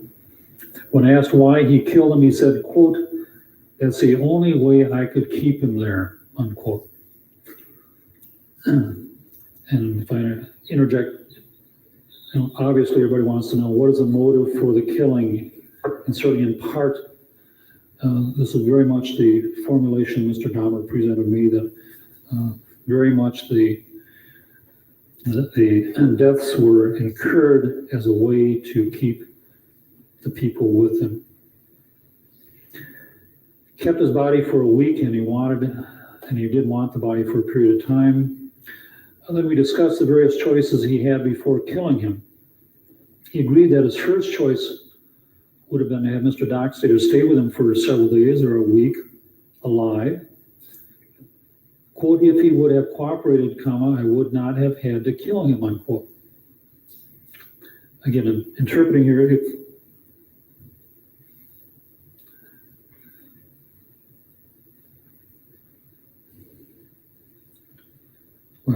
I'll continue. He said the second, quote, second best alternative was to have him there dead. Quote, he wasn't going to go anywhere, unquote.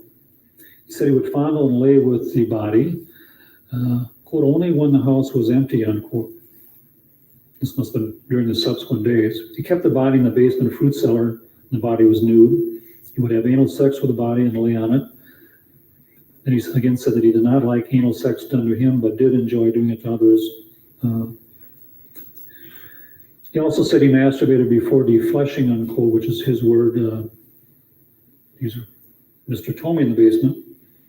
And then he mentioned keeping the skulls of Tomey and Dockstader. He again said the reason he killed Dockstader was, quote, the only way to have complete control and have them stay, unquote, for sexual purposes. He wanted them for sexual purposes. An object, quote, their physical attraction was the deciding factor in who I picked, referring to who he picked to pick up or bring home. He said it first crossed his mind to use a body. Just at this point, in terms of the reason that he didn't want them to leave, was that for sexual, so to continue the sexual purposes with the body? It's a substitute, temporary prolongation of the relationship. And that is predominantly a sexual relationship. His interest in them was sexual. Their utilitarian value to him was sexual. It wasn't necessarily friendship, it was sexual. He said it crossed his mind to use a body for sexual purposes when he was about 14 years old and in junior high school. He fantasized having a body to use like a mannequin. He agreed that, quote, the ideal situation, unquote, sexually would be to have the other individual cooperate with him, live with him, and travel with him. The importance here is trying to assess where is this person sexually, and what are his preferences, and where does his interest and desires lie. And these kind of comments certainly reflect that they're not necessarily pure necrophilic desires, in that I don't have any sexual arousal with only unless they're dead. That's not true. He's implying here that his first choice would be a relationship. But tragically and unfortunately, he said that this alternative, quote, never materialized, unquote, and so he did this second best thing. He said he never went on a long weekend or a trip. I asked him whether he another gay person. He said he never had a close homosexual relationship, and he never met anyone would do that with him. In my last interview, jumping ahead, I somewhat chided him about this, or that he didn't try hard enough, and that this might have been possible, but he didn't try hard enough, and he tended to agree. He went to the bathhouse in Milwaukee for about 2 years, and no homicides occurred during that time. He said he did experiment with the sleeping mixture first at the bathhouse, and that his bathhouse sexual behavior, quote, kept me satisfied for a while, unquote. And then after the closure of the bathhouse, the homicide started. He said the closing ended his ability to find satisfaction for one night, and he found this frustrating. He was living with his grandmother at the time, and therefore he could not bring some people home to her house. And he denied having any interest in killing any of his sexual partners at the bathhouse and just settled for the one-night stands. Again, the issue of how much of his drive is necrophilic in nature and how much is not. He then said his sexual behavior progressed to, quote, wanting more, unquote. He then started using the hotels in Milwaukee and did this for a few months, again, always on weekends. And he went to a hotel about 15 times, and about half to each hotel, always on weekends, never during the week because he was at work. He did not have time to go to bars to pick up men during the week because of his job. Whoops, sorry about that. Intermission. Let me stop right there. Did Jeffrey Dahmer prefer necrophilia? Did he prefer a dead body over a human body? As you hear, he preferred having sex with men in the bathhouses. He preferred being the topper, not the bottom, which means he preferred penetrating a man from the backside. So why didn't he take that same energy in trying to meet and greet, date men? Why just pick up men in bathhouses, pick up men from bars? He said his intentions was not to ever kill the men at the bathhouses. Well, you couldn't kill them there because you just checked in and they would know who's coming and going out of these bathhouses. You would have been a suspect immediately. But you could have your way with them, picking them up at bars or out in the street and then bringing them home. And you had the privacy of being in your own apartment and having your way with the men. So, of course, you didn't kill the men at the bathhouses. But why did Jeffrey Dahmer not try to court a man, date a man, do things with a man, such as go out on dates, eat at restaurants, go to their house, take them out, ride a bicycle, go to the park? Did he prefer the dead man?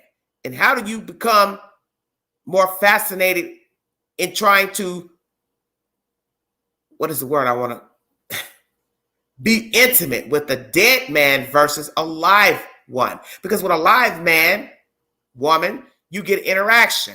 But we have heard with many serial killers, they prefer to have sex with the victim after death, not before, but after. Why is this? Because with death, there's no interaction. There's no response. And is that also a clue to the sadists? They don't want any interaction. They don't want a response from the victim. They don't want them to reciprocate in wordings and speak back. Yes, no, I like it, don't like it, whatever. They can just have their way with the victim with no response. And this goes to show you the qualities of having no empathy, using the person as an object. He or she can't talk, can't respond, can't say, oh, I don't like this, or even I like this. It's a very strange phenomenon to want to have sex with a dead person. And I'd like to do more content on that subject. It's very macabre, but one would have to ask him or herself, why would any living human being want to partake in sexual deviances with a corpse? Thank you for joining me. This is Everyday Shenanigans. If you'd like to donate to this great network, $DeGanji, 129 Cash App. Thank you so much for following the content. Like, share, subscribe. Let's finish this interesting information pertaining to Jeffrey Dahmer.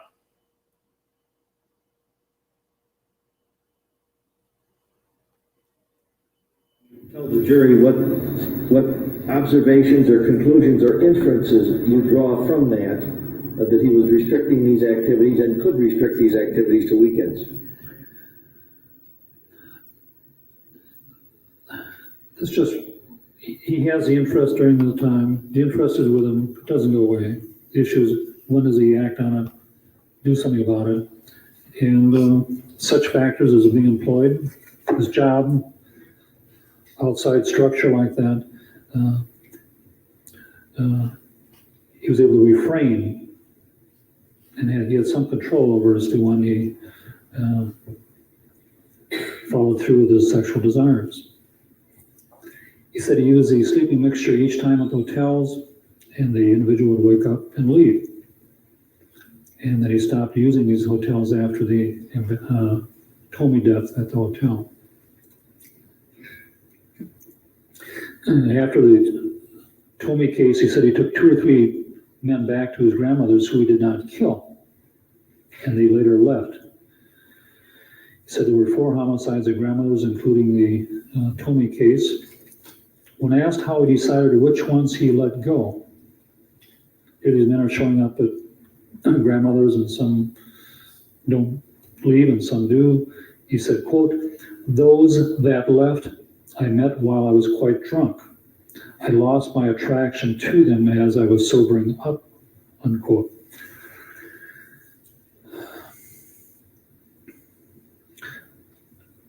Interpreting here this, if in fact, and this has been commented on by other people, but basically that the attraction issue was so important to him and that his control was very much related to the attraction issue, and that he could simply let somebody go if he was not attracted. And that relates to the conformity issue. It means that he would not have if he let the person go, he would enjoy them sexually before they left, but he could forego any activity with a dead body when he decided to let them go. Is that correct? Yes, he did not feel the need to kill them because he didn't feel that attracted to them, or they weren't the type he wanted to hang on to. At a second residence, he brought one individual back and they had sex and the individual left. And he again said he did not kill this individual because he did not want to keep him. That same afternoon, he took a picture of Laosha male, and the police were later called when he was arrested.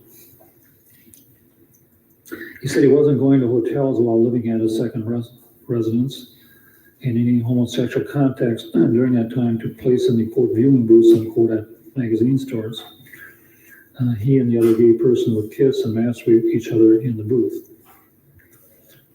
At his third residence, he said 12 homicides took place there. He estimated that 3 individuals came back there with him, and he did not kill them, and they left. Then you would draw the same inferences you drew from the similar decisions that he made at the grandmother's house to presumably would have sex while alive, and then forego the decision to have sex with them after death by not killing them. Right. What reasoning or decision, what reasoning was he doing that determined which ones left and which ones stayed? And he said that in regard to the first individual that left, that he himself, Mr. Dahmer, drank the wrong cup with a mixture in it, and he himself passed out. The other individual left and robbed Mr. Dahmer about $300. The other 2 individuals that survived or were not killed were there for the night and left in the morning. And when asked why he didn't kill them, he said that sometimes his hangover was so bad that he didn't have the quote energy to kill them unquote, or keep them, or that they were not attractive enough to him.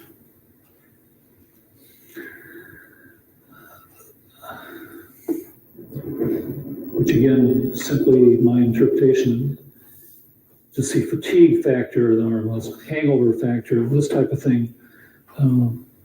If this was he could refrain if this variable or this factor was there. At least he said this was one of the reasons he refrained in these individuals. He agreed that in total there were only 15 individuals brought back to his third residence. And he only had homosexual contacts at his residence or at the bathhouse in Chicago while living at his third residence. Did he ever tell you whether or not he was excluded from the bathhouses in Chicago? Excluded, kicked out? No. So to the best of your knowledge, he always, up to the day of arrest, he always had access to the bathhouses in Chicago, is that correct? That's my understanding. He estimated he made about 10 trips to Chicago and 2 nights per trip. And he went down there after he was committing the homicides at his residence. He went down to Chicago to find someone to bring back to his residence and keep them. I use the word scouting trip. 2 people came back with him. He found or met the first one at a Chicago bus stop, and the second one came from a bar in Chicago, and he gave the name of the bar. And both these individuals he killed back in Milwaukee. He said, quote, just the distance was greater. The Chicago guys had definite time limits, meaning they couldn't stay that long in Milwaukee.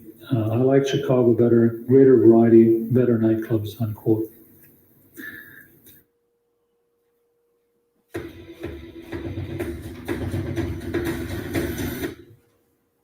Sorry about that. Brief intermission. Very interesting information. Greater variety, better nightclubs, unquote. He then said that killing them was not the satisfying part. He's referring to the victims in general. Quote, killing was just a means to an end, unquote. And the issue here is that is the actual taking of life sexually arousing or stimulating in a sexually sadistic way, because there is such a thing as a sadomasochistic behavior. And he repeatedly stated that this was not sexually sadistic or that he was getting any joy or arousal from the killing. It was a step he had to take to achieve his desired end. He said, quote, killing was just a means to an end, unquote. He then brought up the zombie issue, which we'll get to later, but then he went back to, I questioned him more about the motive for the killing. He said, quote, no, I didn't get a kick out of that at all. That's why I tried to make it as painless as possible while they were asleep. I wasn't into torture, unquote. He also said the homicides were not, quote, hate-motivated crimes, unquote. 7 out of the 17 were not black, and therefore they were not racially motivated crimes. And he was saying this as an attempt to disclaim many of the allegations against him. He said Mr. Hicks and Cash D and the last victim were not gay, and he mentioned possibly some others were not gay also. He said these individuals came back to his residence for money, and he called them, quote, hustler type, unquote, prostitutes, unquote, heterosexual men who prostituted themselves for money. Therefore, his motivation was not homosexual hate crimes. Quote, I was not targeting any particular race. Hate was not my motive. Lust was, he said. And he again stated that the killing was not, and the dismembering was not part of his sexual act. While at a certain residence, he did go to bookstores for sexual purposes. I just interrupt at that point. The lust you're speaking of is a lust for sex? Sexual lust. Desire.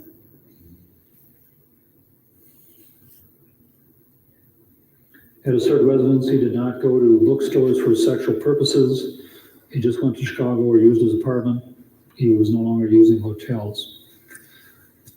He made the comment about the bathhouse business and said they call themselves health clubs, but their, quote, their real business is a homosexual brothel, unquote. He said these facilities are open, quote, 24 hours a day, 7 days a week, unquote. He then said, quote, I wanted a remembrance to keep, unquote. He then boiled and painted the skulls, and he had a complete skeleton. And when I asked him if he had any pleasure or excitement out of killing them, he said, quote, that's a misconception, unquote. I then asked him what he thought was wrong with him. And he said, quote, by consuming lust to experience their bodies, the desire never left. There were times I couldn't fulfill it because of the time and work reasons. The focus of my life was to find fulfillment and satisfaction with good-looking guys. Cannibalism and the saving of body parts were just offshoots. It's his words. Just having them there for a few nights was not enough. Then I got into the offshoots. They couldn't be kept indefinitely.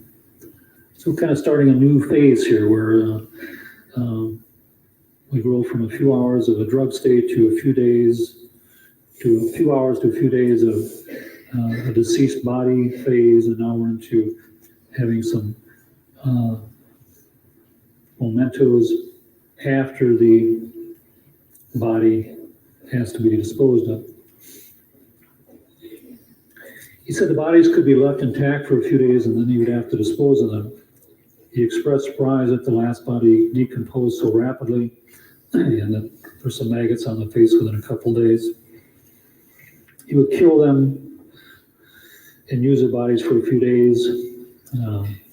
Before the body decomposed, he said that 2 or 3 days tops, meaning 2 or 3 days max, that he could have access to the bodies for sexual purposes. He would, quote, lay around body rubbing, masturbation, and anal sex, unquote, with the bodies. He said he never heard of any gay person drugging his sexual contacts or killing his contacts in order to keep them. Quote, I wasn't trying to imitate anyone.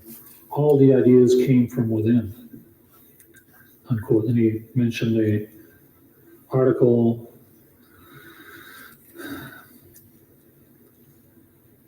An article that has been published comparing him to another person? Perhaps. He said, quote, I carried it much too far, comma, that's for sure, unquote, meaning his sexual behavior.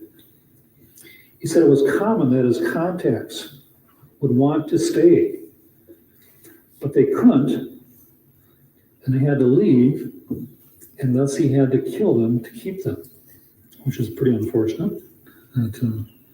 He said, I was trying to think of a way to not have to kill them, unquote. And then we discussed his, quote, zombie, unquote, cases. That was his word.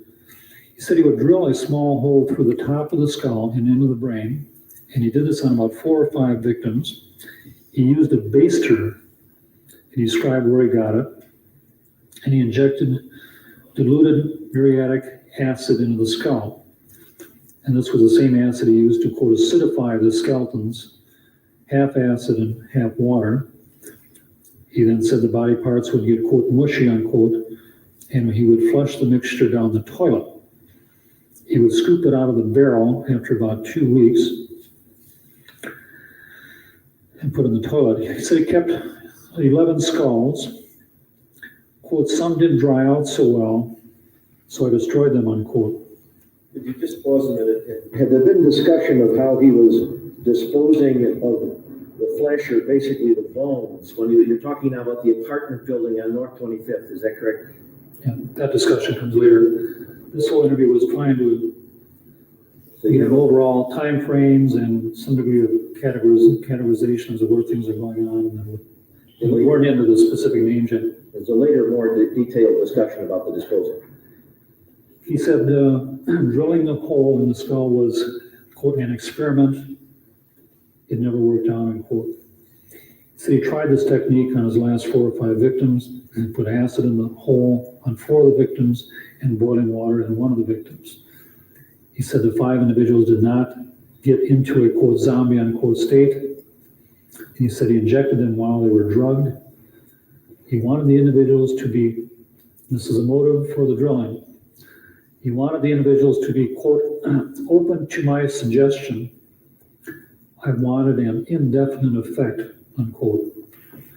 The purpose was that they would be alive, the bodies would be preserved, but their personality would be, quote, zombied, so I wouldn't have to go out looking for partners, unquote. So this is an attempt to start a new routine or pattern. He put acid into the skulls of 4 individuals. On the first one, he injected the acid twice and the individual was killed.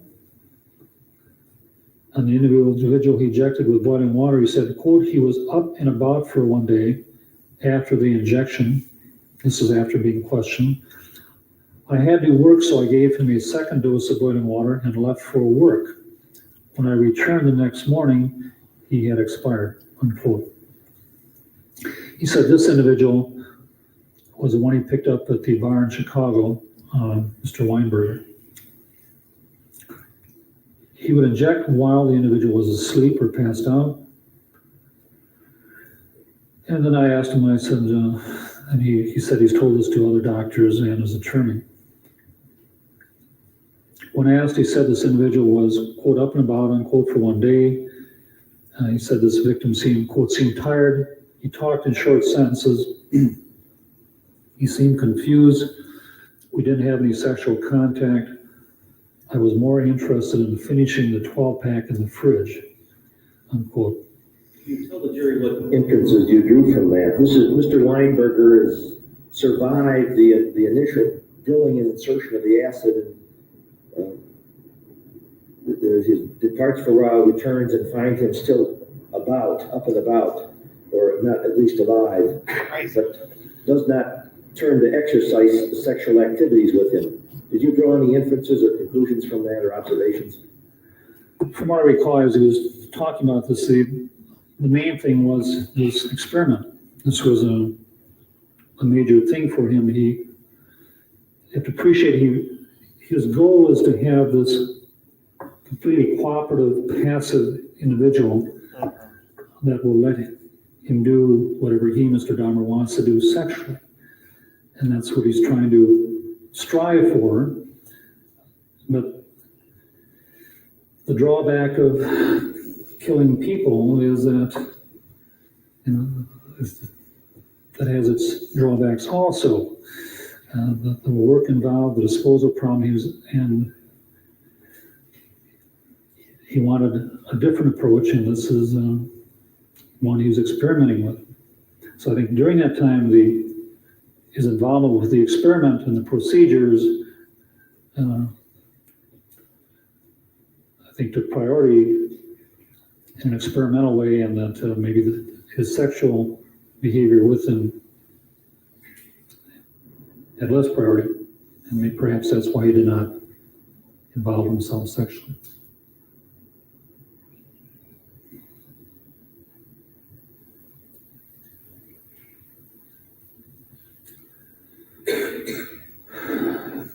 When asked, he said he tried to be as, quote, painless as possible, unquote, when he killed the victims.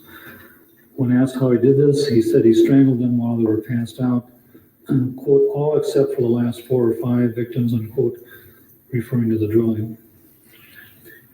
He remembered the names of these last victims as being Lindsay, a deaf-mute individual, the Laotian, and Weinberger. When asked if he stabbed one of the victims, he said that he, quote, forgot, unquote. He said that he stabbed Miller, quote, because the pills were wearing off, unquote, and he cut Miller's neck. Wow, that's a lot. He said he kept all 4 of the skulls from the victims at grandmother's house for a few days and then, quote, disposed of them. Dash, I didn't feel safe keeping them. They would have been discovered while I was at work, unquote. So he's living at grandmother's, he's got some skulls at home, and he's off at work.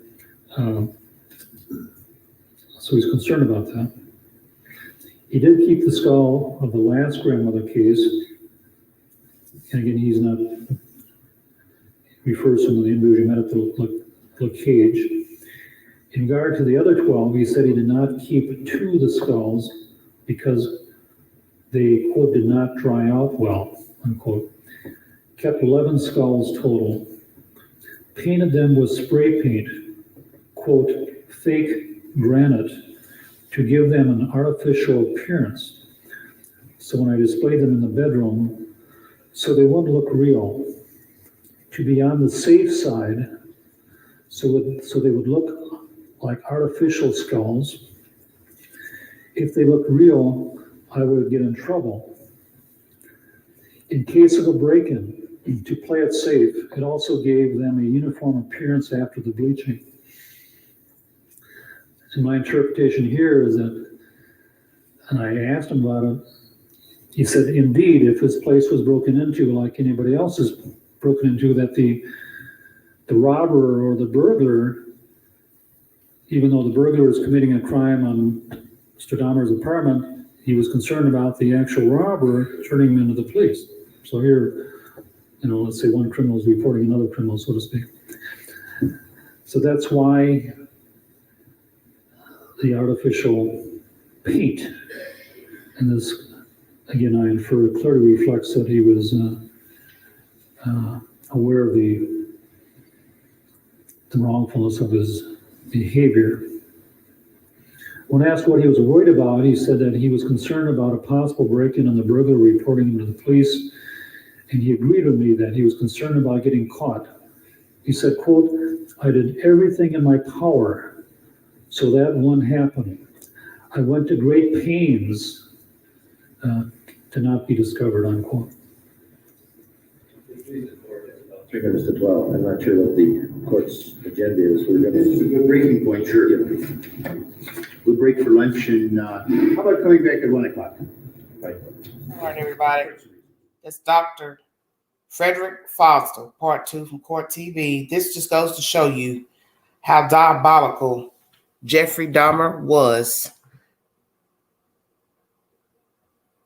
He gives all these different explanations, this doctor, of why he killed these men. He's wanting to preserve the men. Naturally, you have to use embalming fluid to preserve a body, and eventually the body will break down, even after being professionally embalmed. It's just the way it is. There was no way he's going to be able to keep a body whole in his apartment, as to not have to go out and get another victim to play with. But this shows you how macabre he was, and his mindset was not human. He wanted to have his way with them. And that goes to show you there's no empathy. I don't want them to talk. I don't want them to say anything. I don't want them to object. I just want them to do what I want to them, with no obstruction, no complaints, no feedback, which is unusual. But I'm sure there are some people out here who partake in sexual activity with humans, and they don't want them to speak, talk, moan, say anything. And I'm sure many women can say that about some men. They'll tell them, don't talk, don't say nothing, don't respond, which to me, that's a sign that something's wrong with a man. And he's possibly a man you shouldn't engage in sexual activity with, because there's something wrong with a person that don't want you to even say or make a sound. The fact that he did all this in an apartment, the warning about a robber coming in to find the skulls, also shows you he had no common sense. You should be more concerned about your neighbors and maintenance workers coming in. What if a pipe busted? Ceiling fell through, anything. They needed to have access to your apartment. You're more concerned about a robber detecting the skulls than the actual people living in the building and or management or maintenance coming into the apartments. It's very strange. But this goes to show the mindset of Jeffrey Dahmer and possibly so many other sadists. Their minds are warped. The things that they should be concerned with, they're not. The fact that he was going in bathhouses, having sex with the men, preferring to only penetrate them, but not even think to try to date a man, court a man, because he had an issue with being gay in the first place. He didn't like it. He didn't mind playing with a man, but he didn't like the ideal of being gay. So naturally, he probably didn't want to even know he was gay. He didn't want to tell his parents. no friends, no family. It must have been a very lonely existence being Jeffrey Dahmer. Going out into the night seeking men for comfort, sex, not even trying to build a friendship or relationship with the man, but only taking him back to play funny games and then kill them.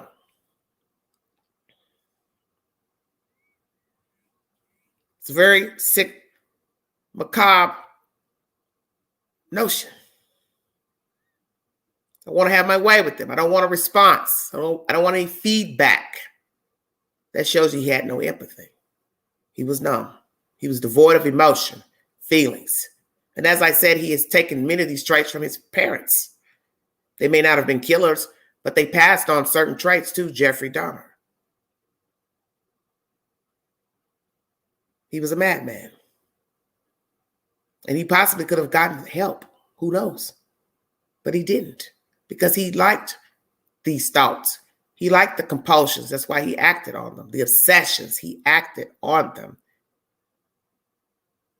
And I do believe he enjoyed it to some degree. He had to.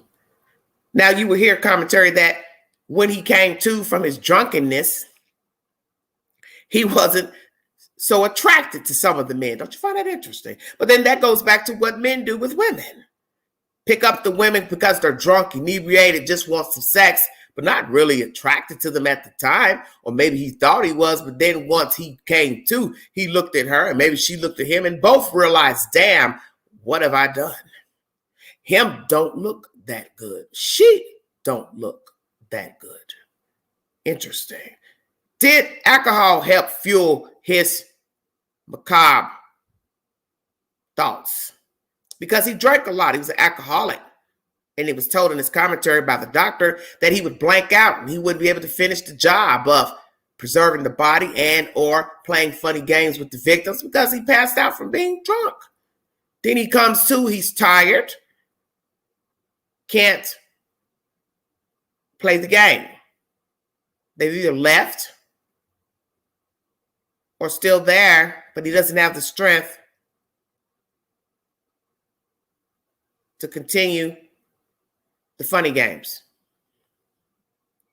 I do believe that alcohol helped fuel this inner rage. He got hyped off the alcohol. I think it boosted him to go out and search for the victims, got him going. But if he drank too much, he would black out. He wouldn't even be able to finish the task at hand. This is a very wicked, wicked story pertaining to one human being that for whatever reasons, to go out and seek men, to have his way with them, tied up, bondage, play funny games with them, alive and or deceased. Either way, it's sick. Because it is wrong to tie up a human being without his or her permission.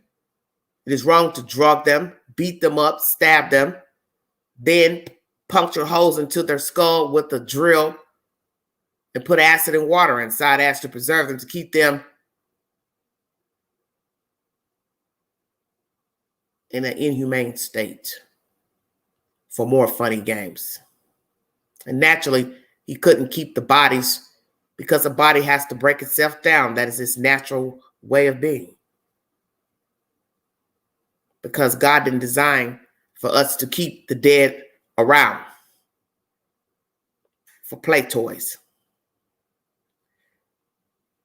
This is Crime Vault pertaining to Jeffrey Dahmer. I've brought you content pertaining to his interview, of why he did what he did, why he was so obsessed. I brought you commentary pertaining to Oprah Winfrey interviewing his father many moons ago. I've brought you content from the court trial, 1992, where this doctor gives you his synopsis of why Jeffrey Dahmer sought out the men that he sought out. And Jeffrey made it known that it wasn't a gay thing. It wasn't a black thing. It was just opportunity to act out his fetishes, his obsessions, his greed for the macabre. Because really, in the end, it doesn't really matter the who, the where, the why, the race. it was wrong what he did. And he had no empathy. They were objects, these human beings. And whether they were gay, bisexual, whether he wanted to admit that he was homosexual, accept that he was homosexual, whether any of these men who are alive and got away want to admit that they were homosexuals, in the end, I do believe most of the men were gay. Because as I said, I just find it strange any man would want to go alone with another man to take photographs naked just to make money. And the notion that some were hustlers, you're still gay, whether you're doing it for the money or not. Because why not sell yourself to a woman for sexual purposes? Why would you be out on a street corner selling yourself to a man? You're not gay, so it makes no sense for you to have sexual relations with a man. But see, these are the lies that people tell themselves when they are committing self-serving acts for self-serving purposes. You're out there doing something for a reason, and you're gaining something for being out there. Whether you like it or not, you're still participating. So all these people were gaining something. And sadly and unfortunately, they came across Jeffrey Dahmer, crossed his path, and they lost the game. Some were lucky, some were not. Thank you for joining me. If you'd like to donate to this great network, $Angie129, Cash App, all chat stickers are welcome during my lives. Thank you for following the content. Like, share, subscribe. Please check out my community board for more information, content pertaining to Jeffrey Dahmer, the Netflix documentary now airing on the Netflix app. 10 episodes from my understanding. I brought you commentary also pertaining to the actor who has portrayed Jeffrey Dahmer and why he chose this role and what he wanted to bring forward as far as showing that there were more people involved in these crimes and bring to light their plight and not focus so much on Jeffrey Dahmer, the killer. But many will have arguments because a lot of people do not like others to dwell on the macabre and the act and acts itself of the perpetrator. They feel that it is glorifying the sadist. And yes, many people do have a fascination with serial killers, true crime. And it is macabre to dwell on the dead, talk about the dead excessively. Because as I said, you can lose yourself into the macabre and you can claim this grittiness. And I tell myself that in talking about true crime on this network, that sometimes you have to give it a break because you don't want to claim this madness. Thank you so much for joining me. If you see something, say something. Be a part of the solution and not the problem. Mind the children. Be aware of your surroundings when you are out, ladies and gentlemen. And know that anyone, including yourself, can become a victim of violence, criminal assault. No one is exempt. This is Everyday Shenanigans. Thank you.